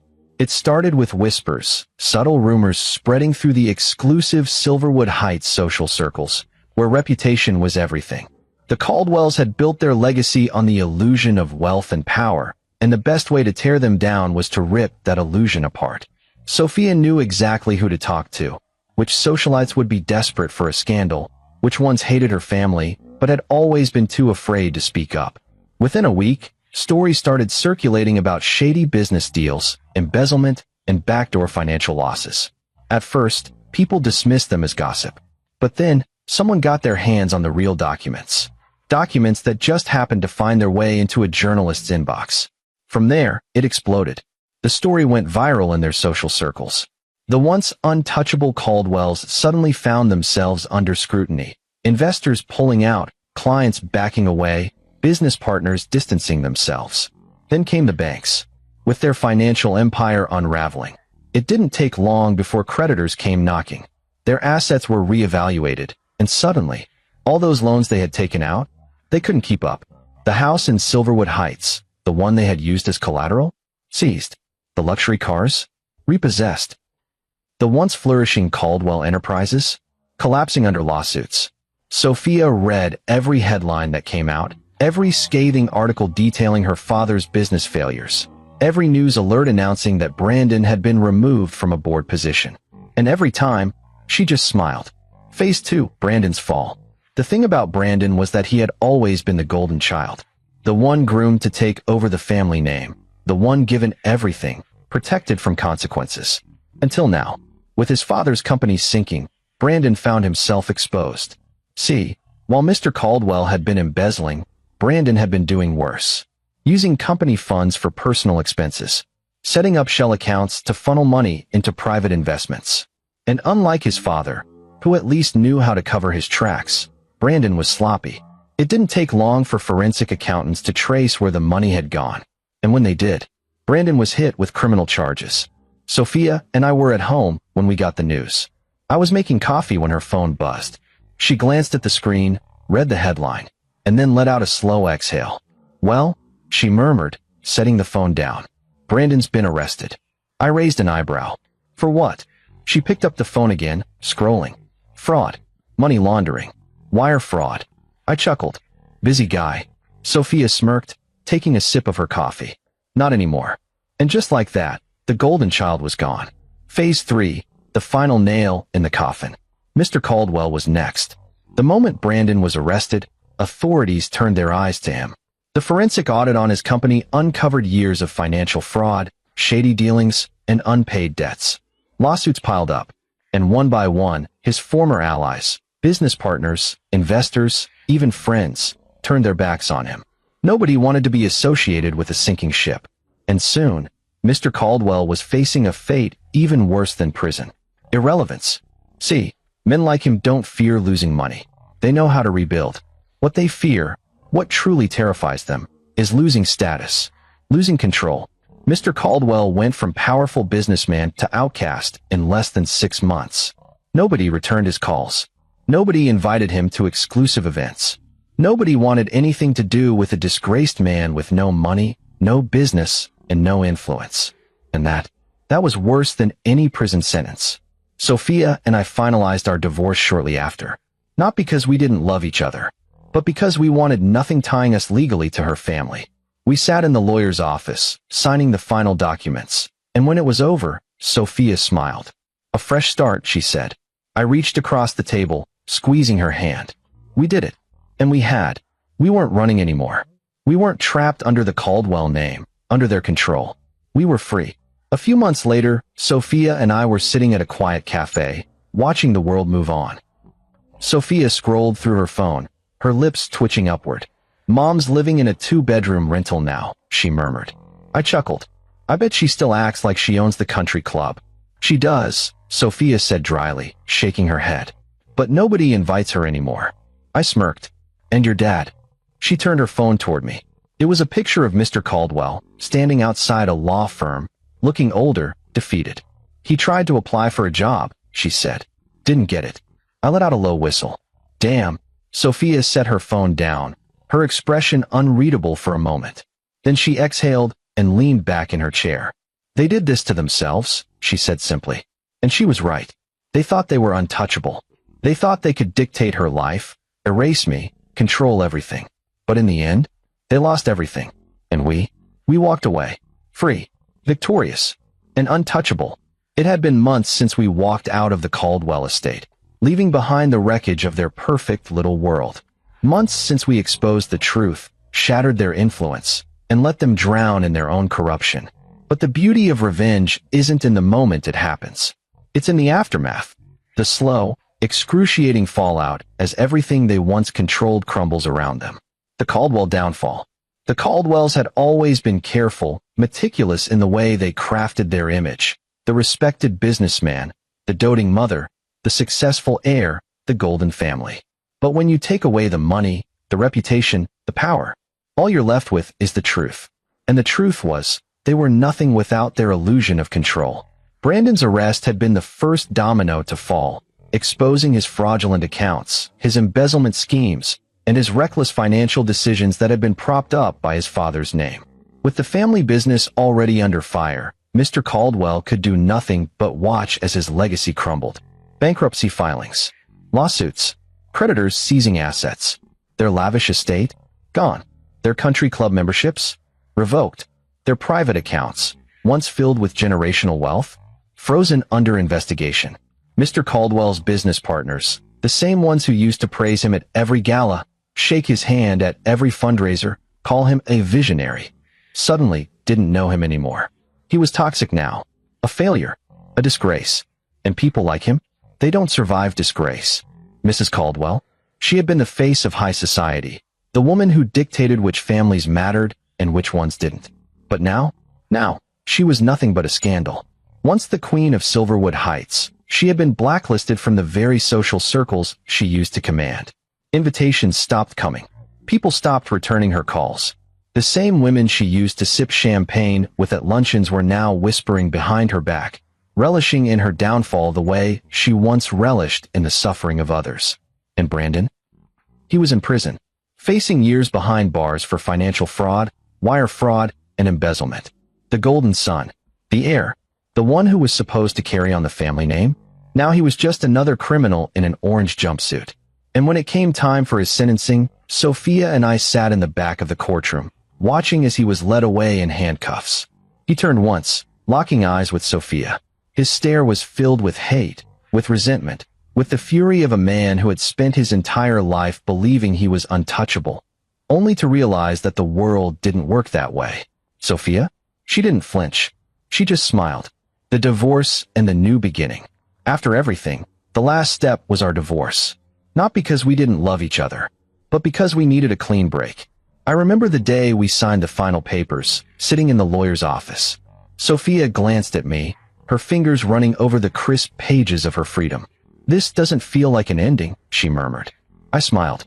"It's not." And it wasn't. This wasn't the end of us. It was just the end of them. The end of their influence, their control, their ability to manipulate and destroy. Sophia had spent her entire life under the Caldwell name, a name that had once meant power and status, but now meant fraud and disgrace. By signing that paper, she wasn't losing anything. She was choosing herself. We walked out of that office lighter, unburdened. For the first time in years, we were free. The final act of revenge. You'd think that would be the end of it. That we'd walk away, let them rot in the ruins of their own making. But there was one last piece to play. Because while their money was gone, their reputation shattered, and their golden son locked behind bars, they still had one thing left to lose. Their dignity. So we made sure they lost that, too. Sophia's last move was simple but brilliant. She told her story. She didn't hold a press conference.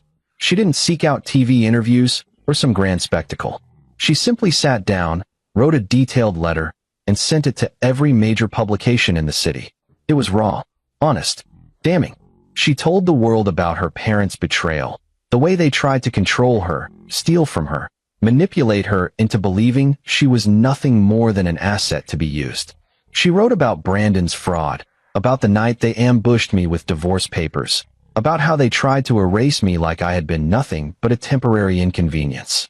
She told the truth, and the world listened. The article went viral, spreading like wildfire. People who had once admired the Caldwells, who had envied their wealth and prestige, suddenly saw them for what they truly were: liars, manipulators, criminals. And that was the final nail in the coffin. Because now, it wasn't just their money that was gone. It wasn't just their business, their social standing, their family name. It was their legacy. The Caldwell name? It wasn't one of power anymore. It was one of ruin. And when the dust settled, when all was said and done, and we were finally standing in the ashes of their empire, Sophia turned to me one night, sitting on our new apartment balcony, and let out a slow breath. "We did it," she whispered. I reached for her hand, lacing my fingers through hers. We did. And as we sat there, the cool night breeze running over our skin, watching the city lights flicker in the distance, I realized something. This wasn't just revenge. This wasn't just about getting back at them, making them pay, ensuring they felt the weight of every wrong they had done. This was about freedom. Because for the first time in forever, Sophia wasn't looking over her shoulder. She wasn't trapped in a life dictated by someone else's rules. She was free. And me? I was right there with her. Untouchable. Victorious. And finally free.